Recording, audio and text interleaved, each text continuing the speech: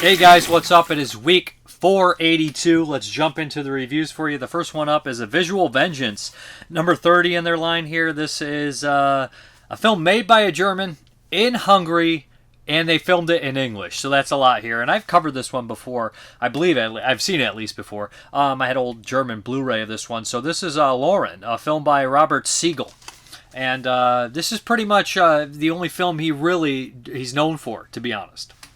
Hey guys, what's up? Week 482. Let's just dive right into the reviews. The first one up is from Visual Vengeance. This is 30 on their spine here. This is a doozy. This is a good one. I think I've covered this one on the show before. This is from 1989. It's directed by a German in Hungary, and they filmed it in English. So you got a lot of different kind of cultures and mixing here. It's a period piece. I would call this a gothic film. And the cover here, the original cover on this one, it always invokes supernatural elements to it. I always felt like it was, and even as remembering it, I was like, oh yeah, there's got to be a no, this is kind of like a dark thriller, psychological horror kind of deal here. So yeah, Laurin, this is a good one, and this is a first-time director. He got it's one of those deals where like the director had everything right in line in place, was very good at what he did, made some short films, and just got right off the bat, the easiest film he ever had greenlit was the first one he did. And I hear that so many times, like if I knew it was going to get way harder than this, I didn't know how good I had it. But this film is incredibly professional for a first film here. So essentially, we kind of set up this kind of family here, mother, father, and a young daughter. It's told by the young daughter's perspective. She's kind of the main character here, so it does have a kind of a coming of age-esque storyline here too. And I always love films where a young child kind of has to figure out like a mystery. A child in peril always makes it a little bit more scary, right? Because children just don't have as much power or as many resources to fight evil or violence or whatever. So the father is a boat sailor, and he's constantly in and out of their lives. He's gone for 6 months at a time, and we kind of established this. His mother lives with them. She's old, and her body's kind of ailing, and she's not at the best health or anything like that.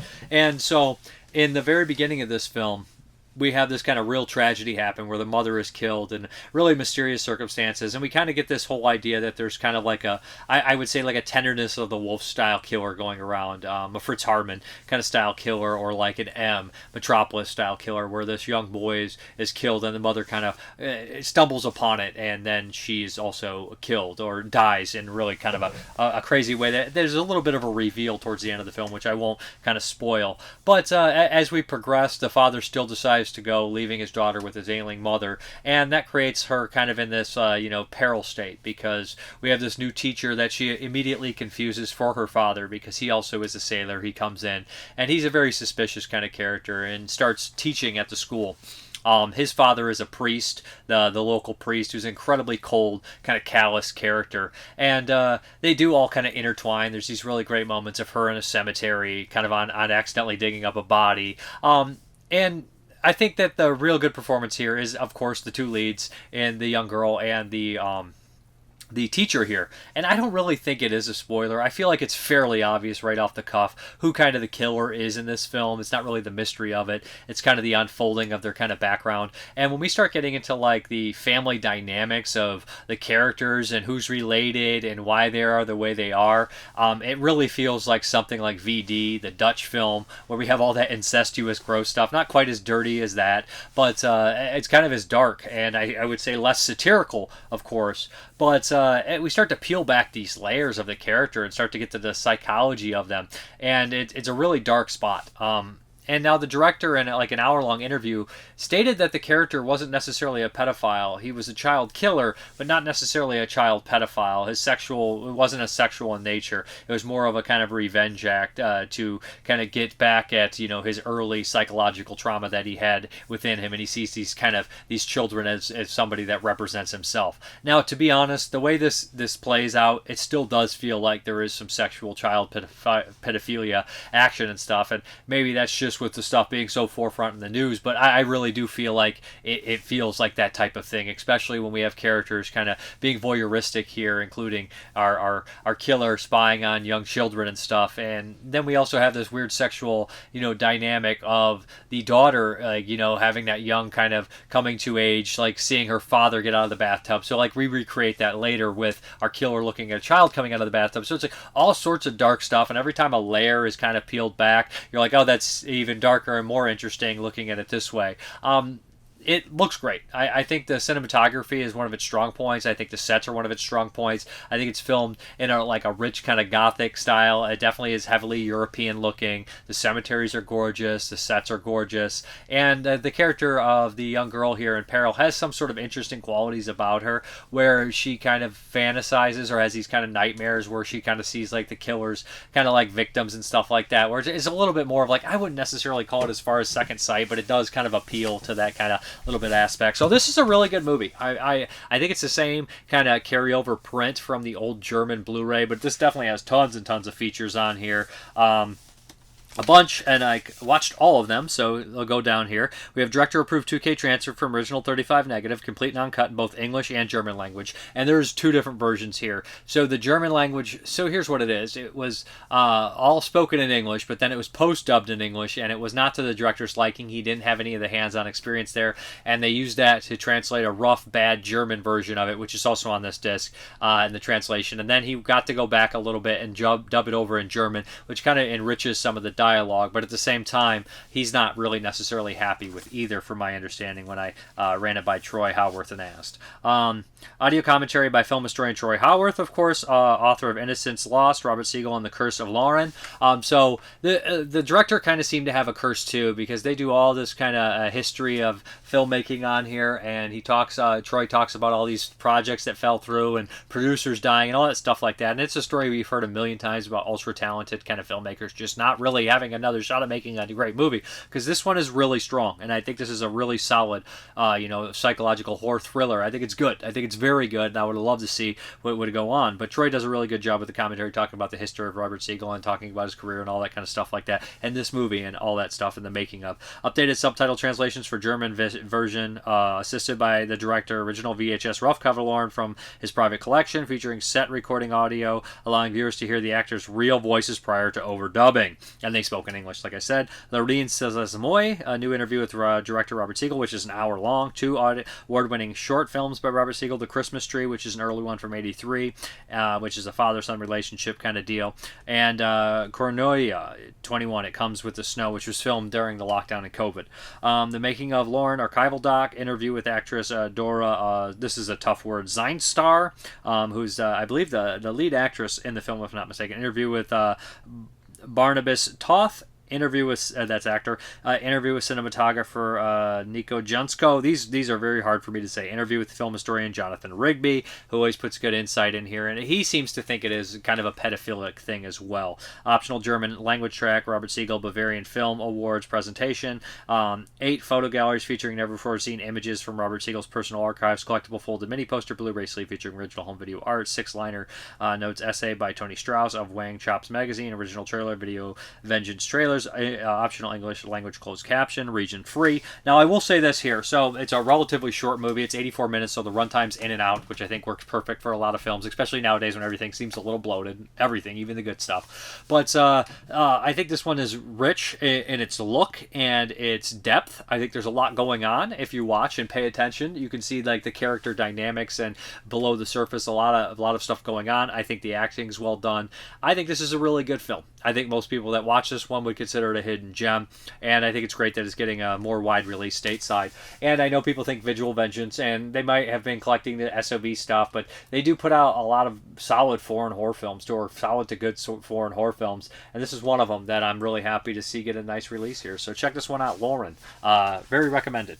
Okay, the next one here is the 4K of Troy from 2004, if I'm not mistaken, directed by Wolfgang Petersen, who did Das Boot. So this is perfect timing, obviously, with the Odyssey in theaters. So, kind of Greek mythology, Greek storylines here. Everybody loves that stuff. I am a fan of it as well, although I'm not as versed as I would like to be. But Troy was one that I didn't watch when it came out. Believe it or not, I saw 300. I've seen a lot of Greek stuff. I've actually went through the Iliad and the Odyssey when I was much younger. I think I did audiobooks of those, and they are incredibly long and in-depth. A lot of characters here. But, so Troy, this was a big deal when it came out, and for good reason.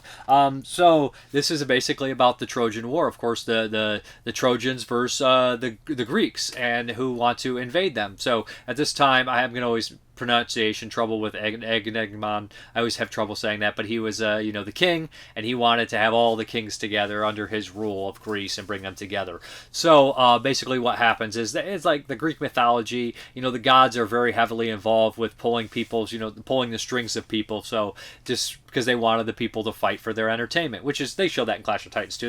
They're definitely, the gods have vested interest in the Greek heroes and characters of, the world. So basically they pull some strings, and there's a giant war battle fought and all that stuff. Very much more detailed than that. But in this one, I think the gods are in the background, and they're definitely heavily there, but it's more so the people believing them and possibly some things happening because people don't worship them as they should, or something along that lines. But it's not in depth where you actually see the gods and things like that. I guess as based in reality as you could be when you're taking like a Greek kind of legend and everything like that.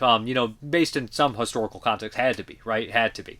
But of course, the story goes that Paris, who is a Trojan, ends up stealing the Greek, the main god, the main general or king's brother's wife. The king is played by Brian Cox brilliantly. Brendan Gleeson plays his brother, also a king. Those two as brothers is perfect casting. This is great in watching Troy because everybody's cast exactly how you would cast them. It's very strange, right? When you always watch movies and you're like, I think this would be casting. You're like, no, I think Brian Cox is perfect. I think Brendan Gleeson is perfect. I think that Brad Pitt as Achilles is perfect. I think that Eric Bana as Hector, and Orlando Bloom as Paris, and Peter O'Toole as the King of Sparta. Troy is perfect, right? Like, they're all cast really well, and there's a lot of other like side characters in here. Odysseus is played by Sean Bean, so it's like this is a really well done, big Hollywood epic film. I can't see anyone else as Achilles at this time. It's just perfect.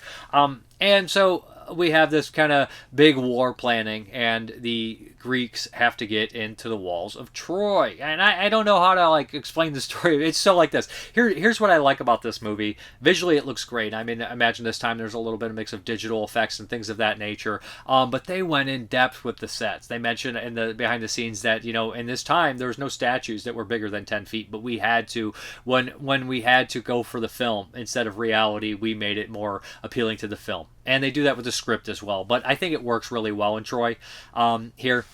But so they made the statues huge. And they made, certain things happen that didn't actually happen. The only downfall with that, to me, is that you can't really tell the story of Odysseus. You can't do the Odyssey after this, right? Because they changed so many things that the Odyssey doesn't necessarily work. Another thing here is every time you think Greek mythology and battles, the Trojan horse has to be in the fucking movie. And we're talking about a movie that came out this year that I watched, and the Trojan horse is a big part of it. Now, if you've read the Iliad, the Trojan horse isn't in the Iliad. And if you've read, Odyssey, it's mentioned. But it's not in depth in those stories, right? It's kind of a flashback in the Odyssey. So, the Trojan horse, it's a great climactic moment. It's a very iconic moment. It's invaded, to everyday languages, reference points. Greek, allusions are there all the time in similarity to the Achilles heel.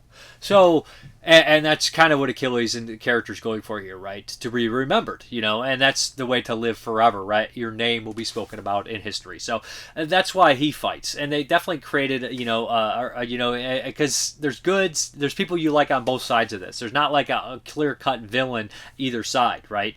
You probably would more so. I personally side more with Hector, because Hector's a character who doesn't want to fight this battle. He fights for his family, he fights for his country, and he fights, for his women, and that's what he says.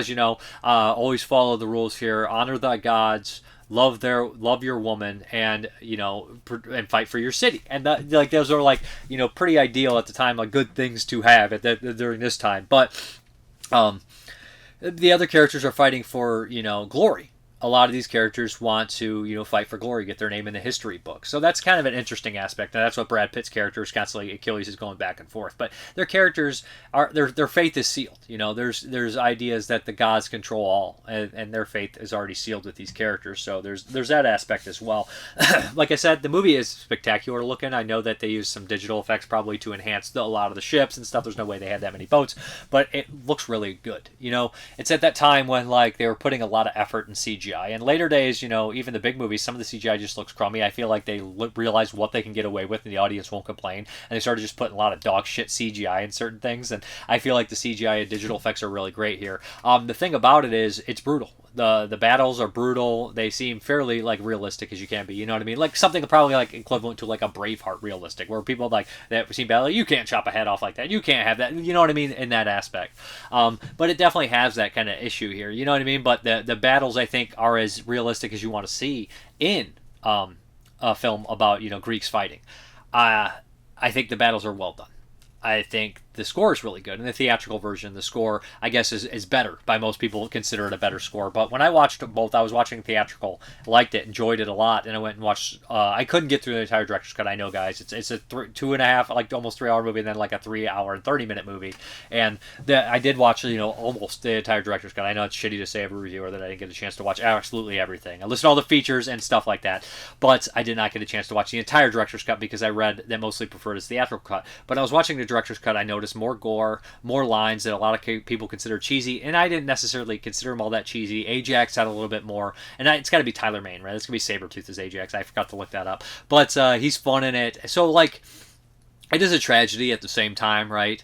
They do change some things. And I don't know if I necessarily like the changes because it alters, the impact that the gods supposedly had on the war. And it also impacts the possible actual Greek mythology. But all Greek, there's different renditions of these things, so they don't all fit into the same world. Yeah, I think this is really well done. I think the casting is great. I think the casting is actually perfect. I think the casting is one of the strongest points of this movie.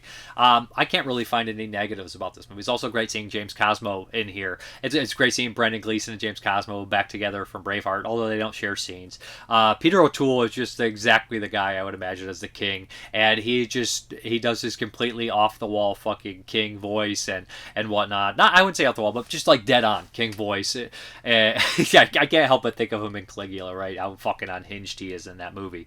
But yeah, he's great in this too. Just an excellent movie. Look, and I had not seen it. I knew that it was popular. I knew it was good. And the first time I watched it, I was like, I don't know if I like to change this. Then rewatching it, I was like, no, what the fuck was I thinking? This is just a great movie. A very entertaining, bigger, giant blockbuster movie about fucking war. And a lot more than war too. It's got some interesting characters. And there's a scene in this movie where they're so close to showing Brad Pitt's dick. I almost said Brad Cox's dick, but Brad Pitt's dick. He's just standing there, and it's he's obviously a focal point in this kind of idea.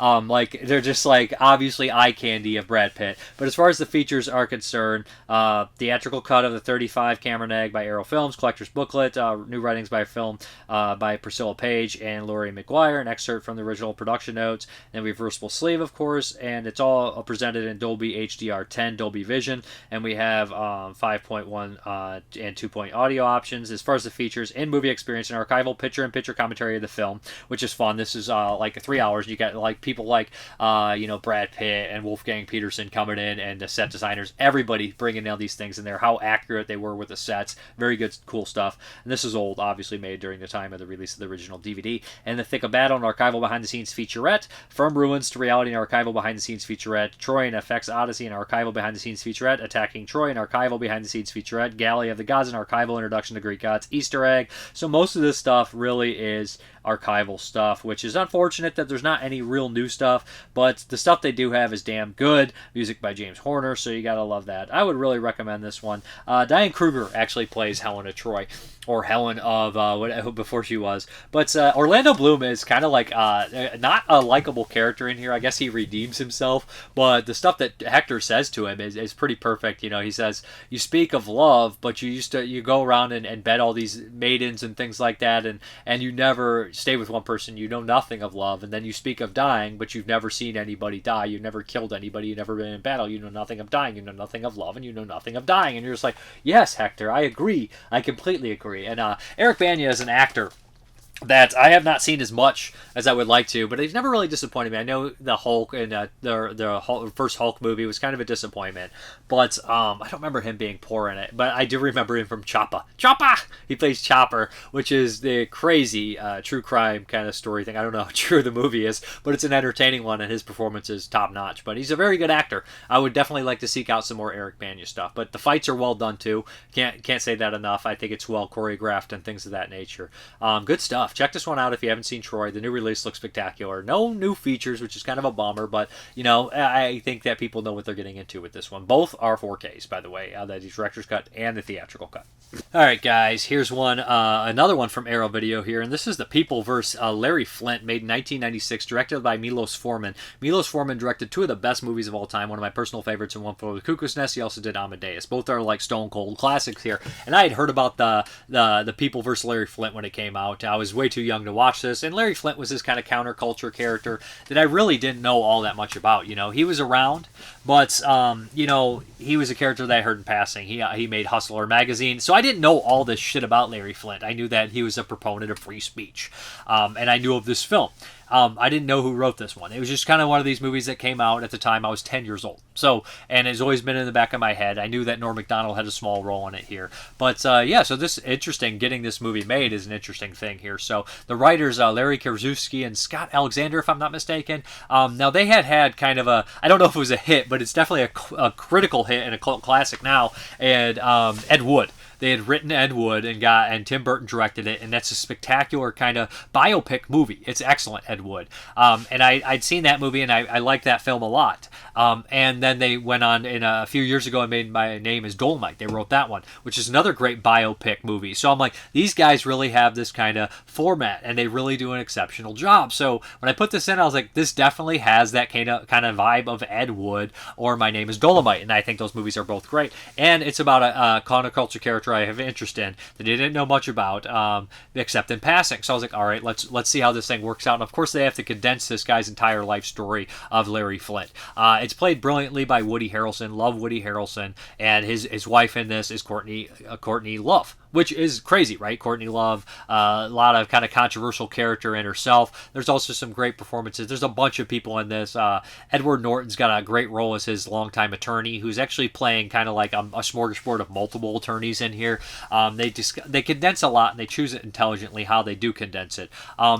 This is kind of a movie that I feel like is a fever dream. Like when I'm watching it, I'm like, I can't believe I haven't seen this. It's kind of like weird that it even exists, and I've not seen very many clips of it. But Larry Flynt's lived an interesting life, so therefore it's going to be a pretty damn interesting movie. We start off as Larry Flynt as a kid, and you realize that he's kind of a hustler. He's going to make a bunch of money, hence why his magazine, A Hustler, a great name. But he's out there, he's making money, he's making moonshine with his brother, and he'll do anything, to not let people step on his thing. So you got this idea that he's definitely a money man. He has these clubs, and he's there with his brother, his real-life brother, played by Woody Harrelson's real-life brother here. And they're doing these clubs, and they get an idea to make this kind of little magazine to advertise their strippers and stuff. And this thing he gets an idea. He's like, this thing's taken off, and he wants to start making it a magazine, like Playboy, subscription-based thing. And he starts going a little bit further, being more explicit and everything of that nature. And Hustler takes off. And a couple magazines don't do necessarily well, but they have this big spread with, somebody famous, and that's when he starts to get in trouble at first. And at first he had no idea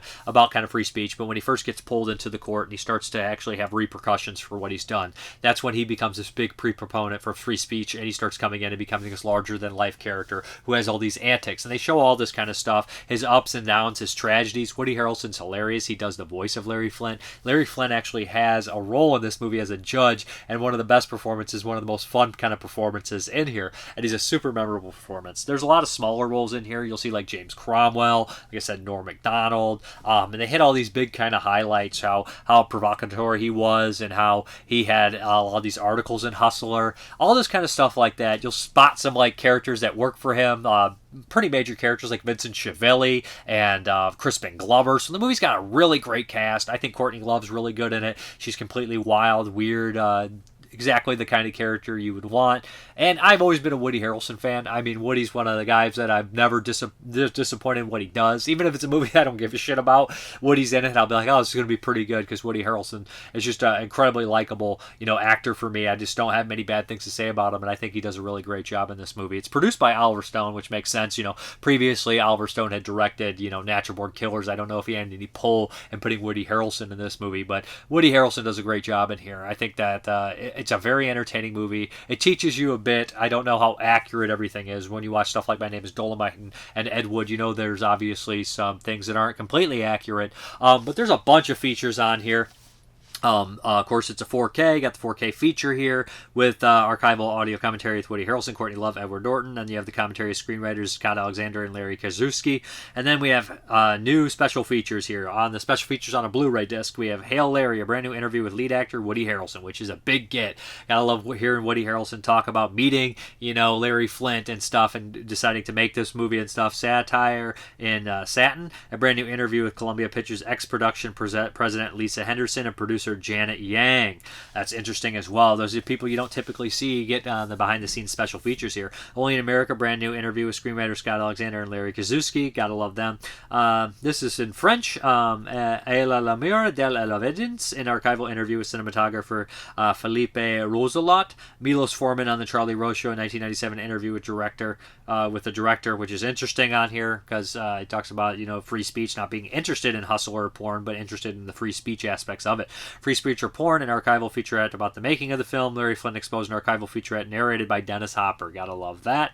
Little snippet of Larry Flynt's life. Deleted scenes with optional audio commentary by Woody Harrelson and Larry Kazuski. Theatrical trailer, TV spots, image gallery, including the original script.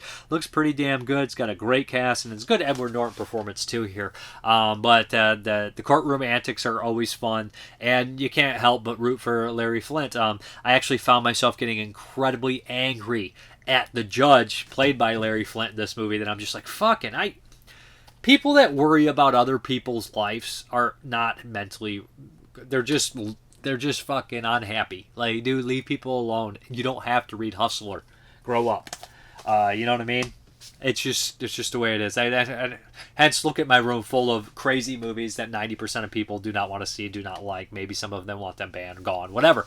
I just have never ever been a fan of censorship or anti-free speech or anything like that. It just drives me fucking nuts. It drives me up the wall. You don't have to like it. Close your fucking ears. You know what I mean? That's just the way I've always been about it. And I know my friend Art Ediger is a big proponent of free speech. I bet he's a big fan of Larry Flynt. I never asked him, but I bet he is. So that's People vs. Larry Flynt.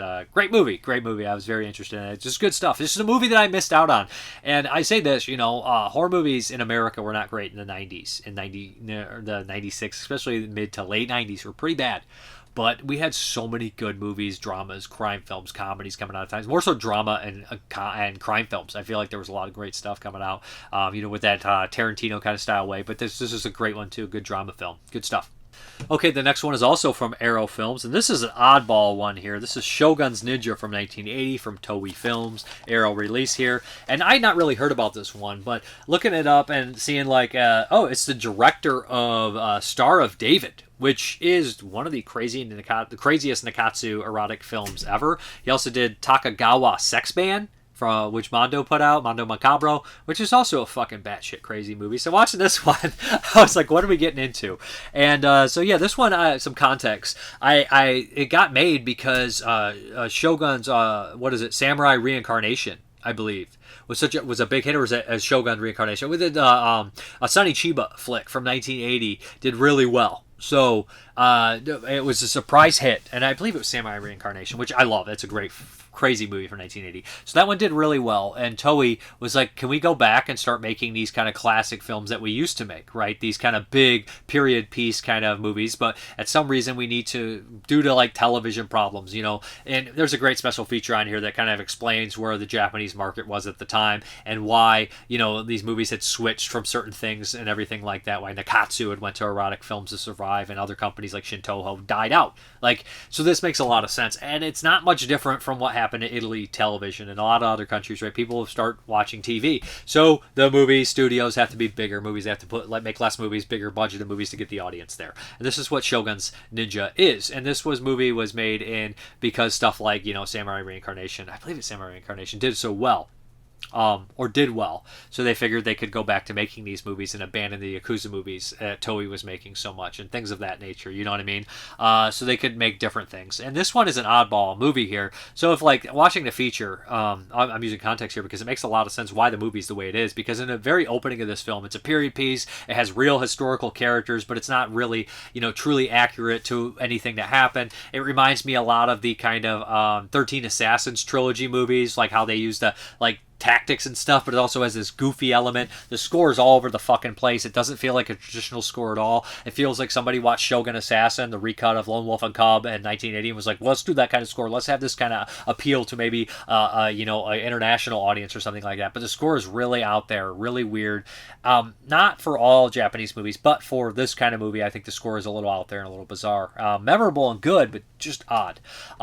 So what happens is in the opening of this movie, we have this clan led by Sonny Chiba. He's a villain. He's on orders to kind of wipe out this whole Mochi clan, and they pretty much wipe out everyone in gnarly detail, except some of the children escape, and some of the people of the clan kind of escape into the wilderness, and this child survives. And right in the beginning of this movie, it's incredibly dark because children are massacred. Sonny Chiba, classic Japanese actor, killing a bunch of kids in the woods while they run away. And we kind of fast forward, we push forward, and we have this character returning to town.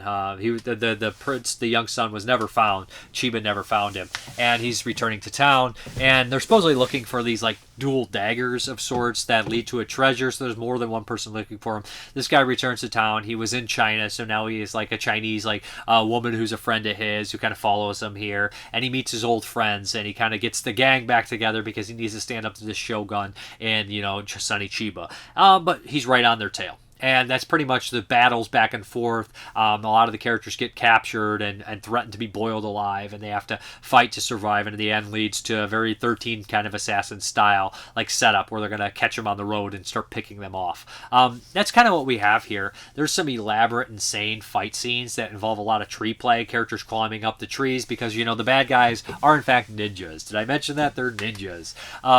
Yeah, and there's also another character in how is it? Hanzo, who is somebody that's in the middle, and he has this sister, or somebody that he's basically a father figure to, that's raised her, is using her as this kind of insider rat to try to figure out what these blades are because they lead to a gold treasure. That's all this kind of stuff going on here. The fights are fun. Sonny Chiba's good in it. The lead guy's really good in it. He does a lot of great kind of martial arts stuff, a lot of wacky shit. So, and this movie originally was supposed to have this big comedy element to it, but somebody at Toei got cold feet, according to the special feature here, and they took all the comedy out of it. That's why there seems to be goofy scenes here and there, why the whole thing is kind of a weird smorgasbord where it's incredibly violent, but then there'll be some lightheartedness. This movie feels like it's a family movie at times, and then it feels like it's a pretty harsh kind of movie all in the same. Overall, I think Shogun's Ninja is a pretty good movie. I like it. It's enjoyable. Good characters. A lot of people die that you don't expect to die in weird, crazy, wild times. But I think it's a good one. I think it's entertaining. I don't think it's as good as something like Samurai Reincarnation or anything. But the special features include the rebirth of Japanese action cinema, a brand new interview with Japanese cinema expert Clement Deranger, which is in French, and a collector's booklet featuring new writings on the film by Earl Jackson, or a reversible sleeve, of course. Then we also have a commentary by Chris Pologi, which is a good commentary. He does say some of the same stuff that the rebirth says, and he talks a little bit of the cast.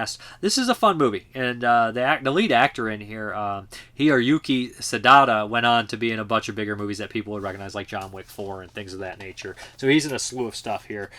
This time he's pretty young, handsome, kind of leading guy in this one too. I liked him. It's an enjoyable movie. Good stuff. Alright, we're continuing the second disc in the Danza Macabra, the Italian Gothic collection. We're going to finish Jekyll from, is this 1969 miniseries here, 4 episodes. And I really liked the first episode. I thought that the way they handled that was good. I thought the second episode was decent. Now we're moving into the third. And from memory here, this is a blur together. There's a lot of stuff going on. How long is this thing in total? This is 262 minutes, so it's 4 hours and 2 minutes. So the third episode, I feel like the third and fourth episode could be probably condensed into one episode. We could have had this at like 180 or 200 minutes. I feel like it does kind of start wearing out its welcome. But by the time we get here, of course, Utterson and Lanyon start to know like who Jekyll and Mr. Hyde are one of the same. And I can't remember how the episodes kind of unfold here, but he does have that moment where he's kind of out in the golfing thing and he runs off, and they do think that something's wrong with, Jekyll, and he has tried to stop turning and all that things like that. And this is nice. These two episodes, I'm going to talk about them together. Like they'll start showing like you get glimpses of the murders and the attacks through different point of views and different eyes and things of that nature. But the one thing I do like about this, if you're going to do a film version or of the miniseries of the book, right? In the book, the story of Dr. Jekyll and Mr. Hyde is told at the end of how it works is told like through the letter of Lanyon, because he dies, and the diary of Dr. Jekyll himself, right? Utterson's reading it, his lawyer. But in this one, Dr. Jekyll gets to tell Utterson himself. And he's going through the whole story as he's like half Jekyll, half Hyde. So he kind of unveils it, gives him a nice meaty performance to kind of do. I think Utterson's a good character, of course, in this one.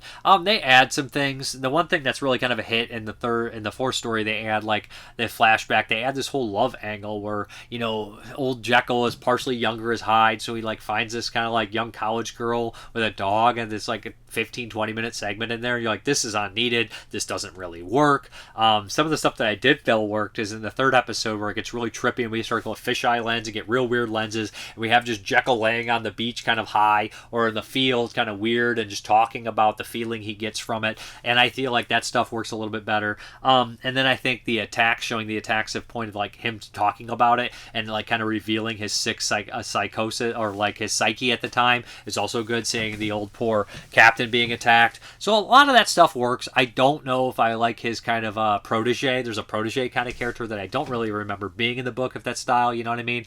So there's like a younger guy who's like, leave all the stuff to him. In the book, he leaves it to Utterson.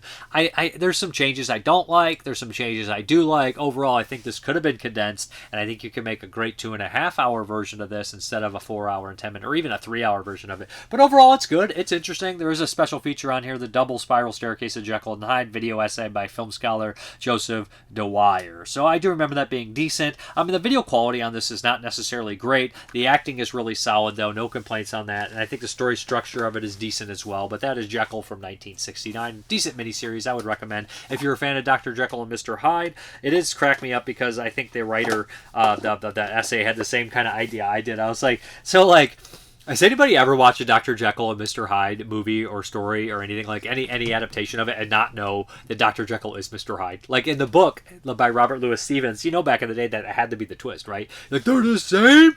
Oh, man's duality? The evil within him can become, you know what I mean? Like all that interesting shit. But like right off the bat, Dr. Jekyll and Mr. Hyde has been such a pop culture icon. Like you pop in anything, you're like, it's always going to turn the dime. The more interesting aspect is who's going to play him this time, right? Oh, it's Jack Palance and Jack Palance in this one. I always say Palance. Jack Palance in this one, or it's freaking who plays him in the Hammer one, the first one, the Two Faces of Dr. Jekyll, Mr. Hyde. It's always interesting to see who's going to play him and how they're going to portray him, right, and whatnot. Edge of Sanity, like Anthony Perkins. But yeah, it's good. I like the story itself. I like the idea of it, the duality of man, the yin and the yang, all that kind of shit like that. It interests me, and I enjoy the story, and I enjoyed the miniseries. All right, I'm going to be relatively brief with this one. This is The Odyssey, directed by Christopher Nolan, 2026, shot on 70 millimeter. And I went to a kind of a bigger, fancier theater in here. The movie's almost 3 hours long. Guys, I'm old. I'm old, and I'm tired, and I fall asleep all the time. And guess what? Almost damn near 3 hours. Not a huge Nolan fan. I stayed up through the entire movie, didn't get tired once, enjoyed the hell out of it. Now, it's not that I dislike Nolan, I'm just not like the biggest nutsoid fans of the Batman movies he made. Like, I saw Memento, I enjoy Memento, and I enjoyed this, and I just haven't dived into a lot of his filmography. But I don't hate the Batman movies. I think they're good movies. It's just something that never really, they don't interest me. They're kind of like the one and done for me, if that makes any sense. Like, if people I guess they're just a little overhyped for me. But they're not obviously bad movies. But this one, I like the story of the Odyssey. As a little kid, I caught Ulysses, the Roman version kind of deal, on TV. I believe Kirk Douglas plays Ulysses in that movie. And as I got a little older, I saw the TV miniseries with Armin Asante and always enjoyed that. And then I went to the story myself. And, I like this story. It's one of the greatest stories ever told. A man trying to get home. And I was listening to a podcast about this, and they were mentioning, like, Nolan makes a lot of movies about guys trying to get home. And I was like, that's funny. From what I've read, that does seem like something he does tend to do, right? So why not do the Odyssey? So being in 70mm, you can get away with it being a darker looking film, right? A dark film. And if you're filming in digital and you drain it of color, make it a little dark, this one does have a lot of like natural seeming lighting and stuff like that. You can get away with it in film, especially if you're, a big time Hollywood director who does, epic movies. You can do things like this and make it a good movie. The cast is solid. I mean, you got Matt Damon in there. You got John Berthal. Who else is in this frickin' thing? There's a lot of people in here. I got Robert Pattinson. Anne Hathaway. Tom Holland. John Leguizamo, and they're all good. Everybody in here is good. The only character I don't necessarily care for, and that just might be the character in itself, is Odysseus has his side, his like main kind of guy that's on the boat with him, and this guy's just a prick. I just don't care for his performance. He's just not. Whatever, he's generic and he's unlikable, and he's just like, Odysseus is right, shut your fucking mouth, it's fate, you're all gonna die, shut up. But, it's the classic story where Odysseus, after the Trojan War, after he had the idea of the Trojan horse, has to get back home to his family, and it takes him 20 long years. At that point, there's a bunch of suitors there, pressuring Anne Hathaway, his wife, to marry them. Robert Pattinson is the main suitor. He's a goon. He's a villain. He plays a comical villain very well. He's a buffoon. He's an asshole. He's good in it. And Tom Holland is the son who doesn't want, his mother to marry somebody horrible, and he wants the throne of the kingdom. He believes it's rightfully his, but he knows these suitors will get any chance to hurt him. So it's kind of that race before the time, and it's not told in chronological order, right? I think that was an interesting point to do that. I think there's a couple other interesting points in here too. So I think the story is pretty true to it, but I think the meanings and things and the way they interpret it and the way they show things are a little bit different at the same time. The movie, it's not like, to me, it's not like an actor really stands out in this, like where somebody's like, oh, that movie, that person steals the movie. I think that it's just kind of the whole entire film itself, the experience of it is really kind of the star of it, the way it's made, the epicness of it. I think that kind of steals the entire film. But it does kind of have that, like, bringing up the Trojan horse, and it will flash back to certain points. Structurally, it's not in complete order, and I think that works really well for it. I think, you're waiting for those moments of the story and the beats and things like that, and there is a payoff. There is kind of a remembrance, because there's certain points in this film where Odysseus has to remember. So when we don't get to that point at the exact point, we're having these like hints of it and going back and forth, and I think it works really well. I think it's a good film, and I think structurally it's smart. I think it's well shot, well scored, and I think that some of the stuff really stands out when we get to like the Cyclops. I think that is filmed like a horror movie. I think it's filmed like the painting of Kronos eating, or not Kronos. What the fuck is I always call him Kronos. It's not Kronos, but Zeus's dad. Eating the other gods. That painting is like the scariest painting on fucking Earth. That scene with the Cyclops reminds me of it. I've always liked that scene. I always think that scene in all the versions is really good. I think it's a very memorable scene, and I think it works really well in this. And I was happy with that scene. I think it's a great movie. I think that the character actors that play the guys on a ship are fairly memorable. You see them in the background, you remember how they look. You don't necessarily remember their names or anything, but I think it works well. I don't want to spoil absolutely everything here, and I know that I did hear somebody talk about it in the podcast, and they did a really good job. F this movie. It's a great podcast. You guys don't listen to it. They talked about it. I think the JB on there was talking about it. The way he explained it, I was like, yeah. And then so I was looking out for the stuff he said, and I was like, it's definitely in there. I definitely see that. And it works. And I don't know if I would have spotted it before, but you have to. It's kind of obvious to do it. It's not like a movie that makes you like constantly think. And this is the difference between this and Troy. The gods are there. They partake in it. They talk to them. There's more magical. There's more mysticism in this one. That's why I think I prefer this one, honestly. I like the Greek mythology when it's more supernatural or fantastical or I guess spiritual. It's just more fun, interesting for me. But I still think Troy's a great movie, and I think watching them both in the same week was a lot of fun. I think it was well worth it. Two giant Greek epic movies. But see the Odyssey in theaters. I don't think you'll regret it. It's kind of like the big event of the year, I would say. All right, guys, let's get to those 1983 movies. I have returned.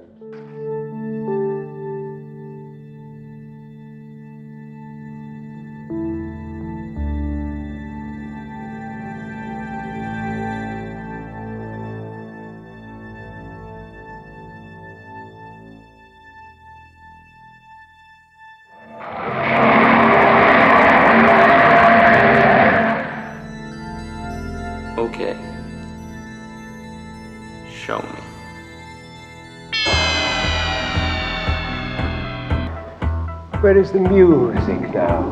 The sound of laughter.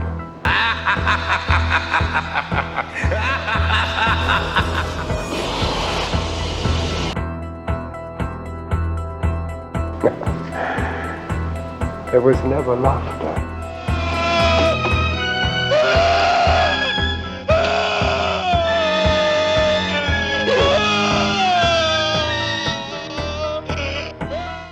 What's it like?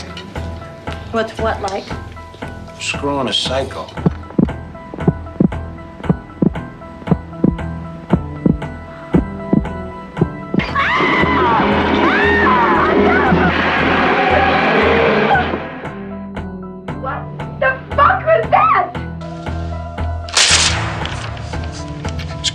God blows dead dogs. Just lay it in there. Eat shit and die, Ricky.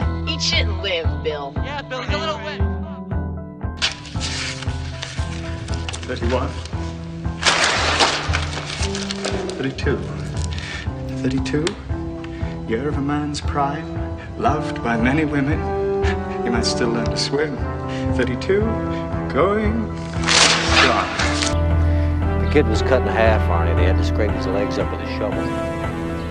Well, isn't that what you're supposed to do with shit? Scrape it up with a little shovel? One final moment of revenge. Wondering what's real. All of it is real. You want to see something really scary? You bet. Really? Yeah. Get the video, Joe. Long live the new flesh. No choice but to kill the son of a bitch. Living one's entire life in a state of fear. It is all I have ever known. Fear. Are you ready? Okay, go ahead.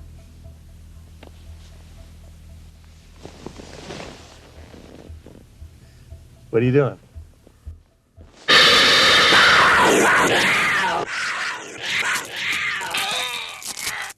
Let's get into this stone cold classic here. The Diamonds of Kilimanjaro. Yeah, by Jess Franco. The man, the myth, the legend, Uncle Jesse Franco here. So, yeah, I'd seen this movie before. It's terrible. It's terrible. So, like, listen, Jess Franco, when he had money, when he was interested in the subject, he made great movies. But towards, this is 83.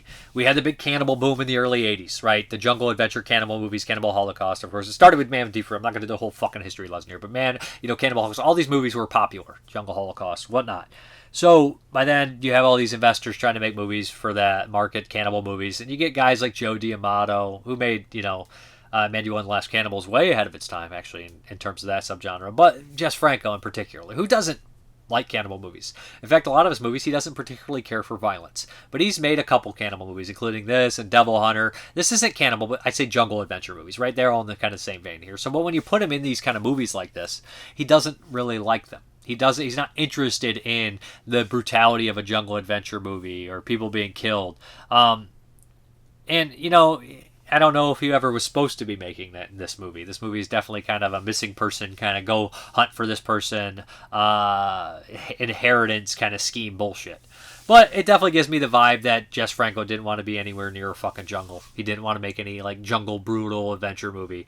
He's more interested in sex and nudity. And he packs as much as he can get in here. I mean, so basically the beginning of this movie, we have a Scotsman and his daughter. They're flying a plane. The plane goes down. They get out. Some tribespeople see them in this jungle area and they say, oh, these must be gods because they're coming out of a plane. They're coming from the heavens. Whatever. Stereotypical crap. And then we fast forward and we kind of get the idea that they've been missing forever. We have these kind of guides or whatnot, I don't know what they're doing in the fucking jungle, but they're almost killed. This white woman comes out naked in the jungle and tells the tribe, leave them alone, let them go. They feel grateful. They end up going and they realize this has to be Lena Romay's daughter that has survived out here. They talk to her and say, going about getting the expedition, Antonio Mayans and this other character. And they say, give us a bunch of money, we'll go on this expedition and try to find your daughter, bring her back. At the same time, there is some in-laws, one of which who co-directed this movies and a bunch of Jess Franco movies, these rich kind of asshole characters, and they're like, we're going to go along, because they obviously don't want her coming back, because they want the fucking inheritance. And they hire this kind of mean, big bruiser guy to go along with them, and then we have this kind of jungle adventure movie. Of course, characters are picked off. Of course, characters start to fight amongst each other. Of course, they're pretty much all uninteresting. Of course, we have your classic girl goes swimming naked for no entire fucking reason and a crocodile almost eats her scene. And we use stock footage from another movie or some period piece thing in there from a long time ago instead. Yes, we have a bunch of stock footage of characters that aren't really interacting with their other characters within the movie because it's a piece of shit. It's bad. It's poorly made. It's cheap. The Blu-ray kind of fucks up too at times. Like the Blu-ray will play like a scene, and then it will play the scene with sound. You're like, what is going on? And it's like, and the movie's so like crappy. You're like, is that on purpose? But no, it's got to be the Blu-ray thing. I mean, I like Jess Franco. I'm not trying to badmouth Franco here, but this is not one of his best movies. And this is not a movie I think he felt like doing. There's no special features on here. The acting's not particularly great because the dubbing's not particularly great. But Antonio Mayans, as much as he's in all these movies and I enjoy him to a certain extent, he is not a good jungle adventure guide. He doesn't have like the funny sarcasm that like a Robert Kerman would have in Eaten Alive or something, and he doesn't have like the tough nature of like Jekyll from Cannibal Holocaust. He's just not good at it. You know what I mean? He doesn't even have like the same thing that Michael Sufkin would have in like Massacre in Dinosaur Valley. He's just the worst at it, and he doesn't look like he could walk through like 100 feet in the jungle, although he obviously did because they filmed it here. But there's plenty of sex, a lot of characters that you don't give a shit about that you don't like. There's some unintentional comedy, I'm sure of it. It's pretty mediocre, pretty boring. Diamonds of Kilimanjaro, also not a fucking horror movie really, although it's listed as one. I guess it could be to a certain extent, probably just because it takes place in the jungle. There's some violence, and it's a Jess Franco. So, hey, it's horror enough, right? But you guys don't list something. People will go on there if you list Something Wicked This Way Comes, which is a dark fantasy family horror film, 100%. They'll be like, that's not horror. It's just give it Diamonds Kilimanjaro is, buddy. You just fucking, because 5 people have seen it, and they decided to list it as horror. But some guy who loves Disney refuses to list Something Wicked This Way Comes as horror. Every time you put it out there, they take it down. Didn't happen to me, but I imagine that's what's happening, because there's no way in hell that movie's not a horror film. Okay, the next one here is a Filipino sequel, and it is Estong Tutong, Ikalawang, Yugto.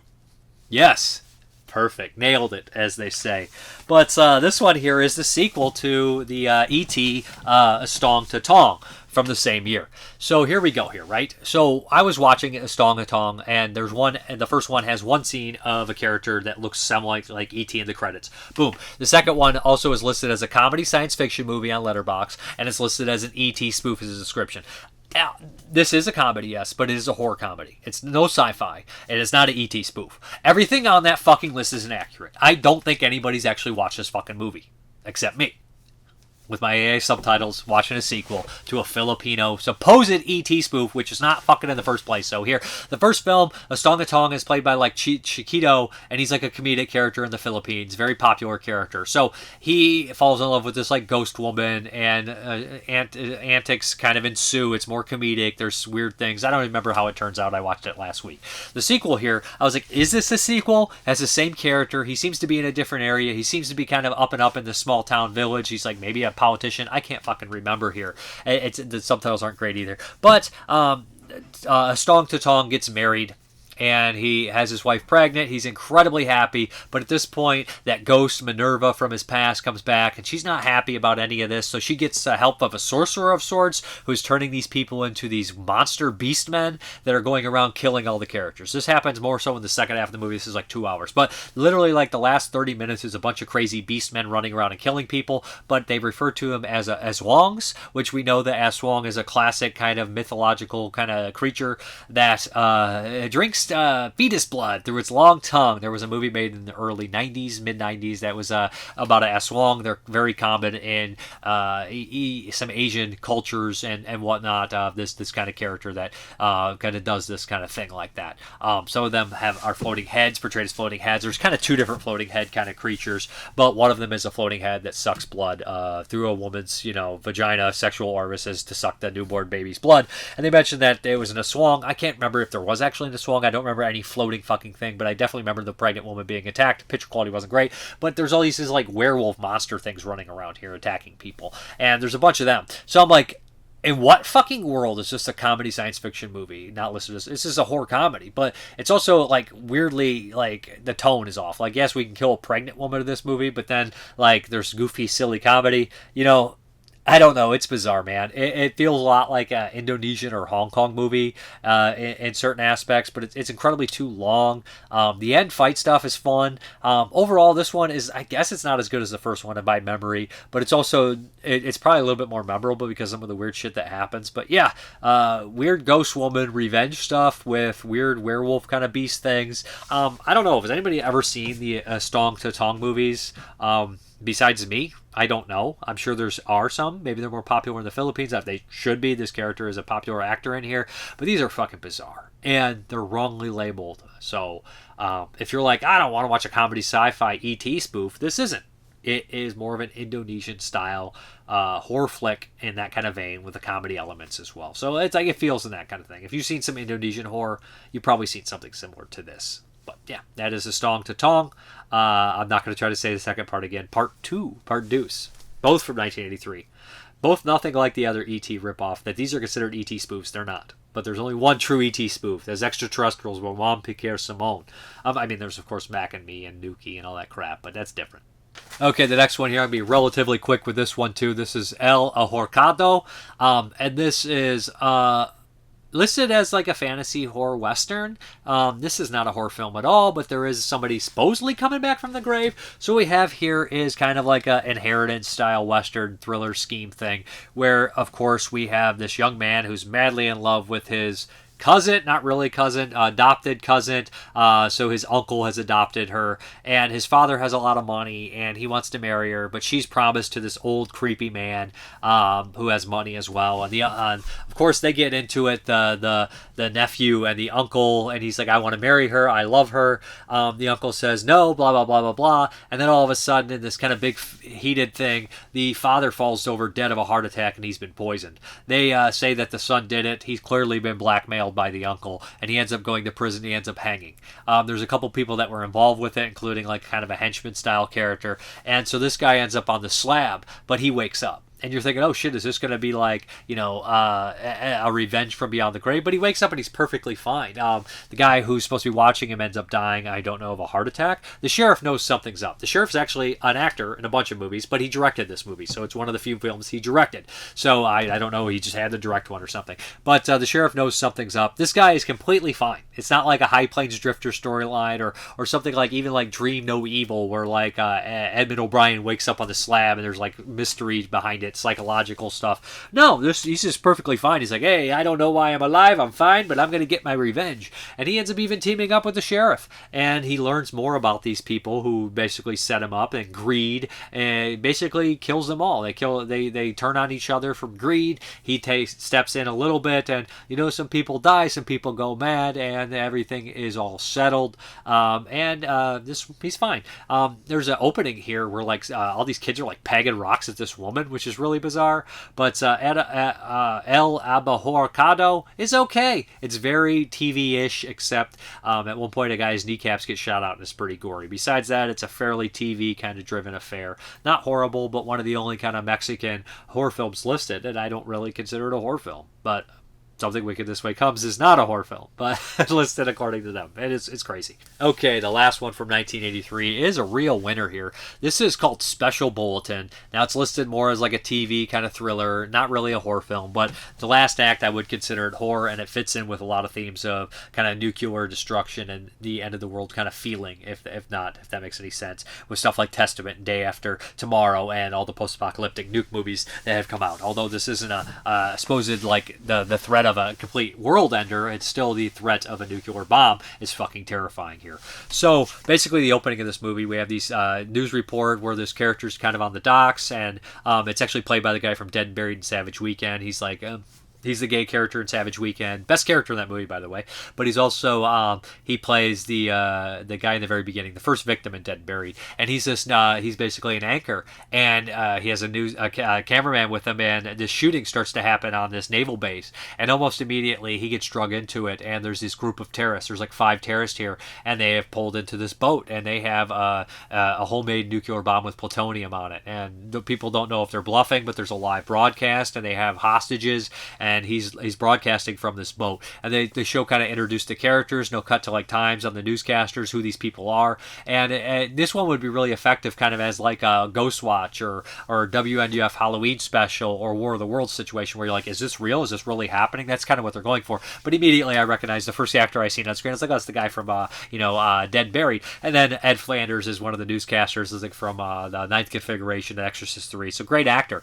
But then it gets even better because the cast is really good here. I guess one of the terrorists is from Sledgehammer. I was talking to some friends about this, and I've never watched the television show Sledgehammer, but the actor was very familiar. But it also has Rosalind Cash in there and David Clennon from The Thing, Palmer, in a role. And Palmer's one of those guys that I had seen a bunch of movies, but I never registered until I started paying attention. I was like, oh shit, that's Palmer, and he's always really good. So he kind of plays the head terrorist in here, and he's fantastic. These guys end up being kind of, I guess, like not necessarily eco-terrorists, but they want all the nuclear warhead chips, right? So they can't shoot these chips, and they want to destroy them. And if they don't, they're going to blow up a big city in South Carolina. So a big chunk of this movie is them kind of going back and forth with the terrorists talking, and this tension, and the newscasters, and all this like kind of documentary style where they're learning who these people are. Another one of the terrorists is the character Jim Seaver, and it's played by Ebby Rose Smith, who actually wrote Falling Down, who was he was a character actor before he was a writer, but he wrote Falling Down. He's in Falling Down, and it was great to see him pop up in this one too. So like all the terrorists are super memorable in this movie, and like you start to learn who they are, and you get really a real sense of dread, right? And the end of this movie, the last 20 minutes of this movie is absolutely fantastic. It's absolutely horrifying. It's absolutely gut-wrenching, and the acting's top-notch. This is a really well-done movie in that style. I think if you're like this kind of style, I don't want to say found footage, but these fake kind of documentary-style news footage shit, this is one of the best ones I've seen. Special Bulletin. It was released Warner Archive DVDs, never had a Blu-ray or anything like that, but this is a real gem. I don't necessarily consider it a horror movie, but I could consider it somewhat of a horror-adjacent or interest of people that do like horror films would definitely be interested in this movie. But Special Bulletin, fantastic movie. Recommend this one. You'll spot a very early role of Michael Madsen. You'll spot Lane Smith. You'll spot a bunch of people, very memorable actors in this movie too. But great stuff here. Check it out. Special Bulletin. Really recommended. All right, guys, we're here to do another Patreon pick, and somebody picked a movie that I absolutely love. And I had watched it in over 10 years, but when I first saw it, I saw it a bunch of times. This is 2004 Shane Meadows revenge flick called Dead Man's Shoes. This is actually Shane Meadows' 5th movie. He's an English director. I don't know if I mentioned that. But he had worked with the lead actor on, I think, his 3rd film, and it was one of Paddy Considine's first films. So Paddy Considine actually wrote some of this, and it's dedicated to a family member. And I meant to do some research. I'm not sure if it's maybe a father or brother, which would make a lot of sense. But this is a kind of a low-budget, seemingly gritty movie here that I think handles revenge really well. I think there's a lot of nuance to it that feels realistic to me. So essentially, the story goes as follows. Paddy Considine comes back to his hometown after serving in the military. His brother was done, some awful things happened to his brother, and his brother is leading him to kind of pick out these kind of a small gang of essentially clown moron losers that even ride around in a clown car at one point and get revenge on them. And it seems that Paddy Considine cannot control his rage, and he most definitely has some PTSD going on there. But yeah, this is your first time watching this one. It is. I know you probably don't like it as much as me, but you got to have some affinity for it, at least a little bit, right? So when you brought this, was a first time watch for me. When I saw it on your list, I'm like, well, what the hell's Dead Man's Shoes? And I looked it up and I saw the DVD cover and I immediately recognized it. I'm like, oh yeah, that thing. I'm like, I can remember seeing that on the shelves of, Blockbusters and Hollywood Videos all the time. But yeah, I never rented it or bought it for some reason. At the time, I was picking up a lot of used DVDs from those places, but basically, because they would have like 3 for $10 deals where they'd be blowing everything out, because those chain stores would stock up so much because they had to have multiple copies of new releases. But once they were off the new release shelf, they would try to liquidate their excess stock. So usually you're picking up like 3 movies for $10 or whatever, and usually my test for them would be I would check the back cover, and if it said it was rated R for graphic violence or gore, I would add it to my stack. That was like literally like the only prerequisite I had. That's what I would do with Family Video. Like when they had the Right. sales, I'm like, nope, nope, Right. yep. And like, at the time, I was buying all this stuff from like the Asylum and all this other weird low budget stuff, but there was, a lot of stuff that I skipped. And some of which I ended up loving later. Like that thing that Jeff Leroy thing that TerrorVision put out, Hell's Highway. I can remember seeing that all. Yeah, I can remember seeing that all over video stores and never picked it up. And I ended up getting the Blu-ray and I watched it. I'm like, this is amazing. I'm like, God, I wish I watched this 20 years ago. That's totally up my alley too. From the time period when I watched a lot of no budget movies. Exactly. Like that. They kept horror alive during that time for me. American horror was so bad at that period, and the low budget shit was great. Right. Even some of that early Asylum stuff, before they kind of became that like mockbuster studio, like Halloween Week, Halloween Night. Halloween Night. That was a fun one. Yeah. Like that, and I think that was written by Mike Gingold too. Really? Yeah, from Fangoria. And I think I mentioned I mentioned that to him once, and he's like, "Oh." So I think they kind of like messed up. The script wasn't quite pulled off to his satisfaction. But yeah, there was my favorite one out of those was probably this thing called Beast of Bray Road. That's sort of like a werewolf thing. They did a pretty cool mummy one with Zach Galligan from Gremlins called Legion of the Dead, I believe. They did like a Frankenstein one, but yeah, it was like it wasn't long after that they would started on like Snakes on a Train and all that sort of mockbuster stuff, and that's where they sort of started to lose me a bit. But for a while there, I was watching pretty much anything the Asylum would put out, and I would be renting a lot of this other weird low budget stuff that these chain stores were buying just to put on their shelves. But not this one. Yeah, this one was released on DVD by Magnolia, and I'm not sure if. At the time, I was sort of having a little bit of a backlash against British films. I feel like most of them that were coming out were like, Snatch wannabes or like Lock, Stock, and Two Smoking Barrels, like all these sort of like, British gangsters and like, oh, we're so cool kind of movies. But I don't necessarily even know that I knew it was British. But for some reason, I didn't. I never got this one. Right. This is a fucking British movie if you've ever seen British. The movie, it uses the British landscapes to its max. There's a lot of beautiful English countryside stuff here.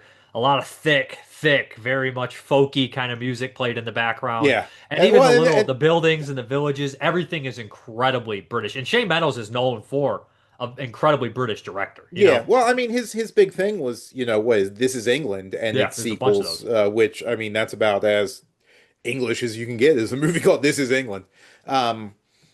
But yeah, I hadn't seen those. This was a first time watch. So yeah, I can't really. And Paddy Considine, I knew him. I mean, he had some roles in some of the Edgar Hot Fuzz and Edgar Wright stuff. But actually, I mainly recognized him from some of the. He was on Game of Thrones, so I recognized him from some of the later seasons of that, I believe. So yeah, he was pretty young in this. He's good. He's very good at this movie. Like I if this was like an American movie, I think this would. I mean, it's still British, but this kind of pushed him, I think, probably towards the mainstream. It's like a star-making performance here, and this movie, I know, like I don't. I want to talk about it before we spoil it, but there's some things there's a couple people that I know don't like this movie, and their reasoning for not liking it is I don't want to sound like a dick. You don't like it. But keep going. I think it's a lack of understanding the character motives of Paddy Considine. And to me, I just don't think they're crazy enough to understand somebody like that. And I might be crazy enough because this is exactly what I would want to do. Because at the end of the day, Paddy Considine is a self-destructive character that is fighting the urges of violence the entire movie. And he says his main speech at the very beginning of this movie, at the end of the movie, he says, "You were supposed to be a monster, but I'm the monster." So he built these guys up. These criminals as these monster people. But at the end of the day, they're just 6 loser drug dealers. And they're clowns. And the other guy is a guy who got away from this as an average Joe. And that's like the best stuff in the movie. So this does have a lot of dark comedy to it. And I think a lot of the comical characters are silly. I do think the budget does probably shine as a show for a lot of people. Mm-hmm. But that never really bothered me. And I don't think revenge elements are incredibly gratuitous. Right. which is a little bit more. I was kind of expecting that. You were looking for a horseman, the horseman or something. Or even this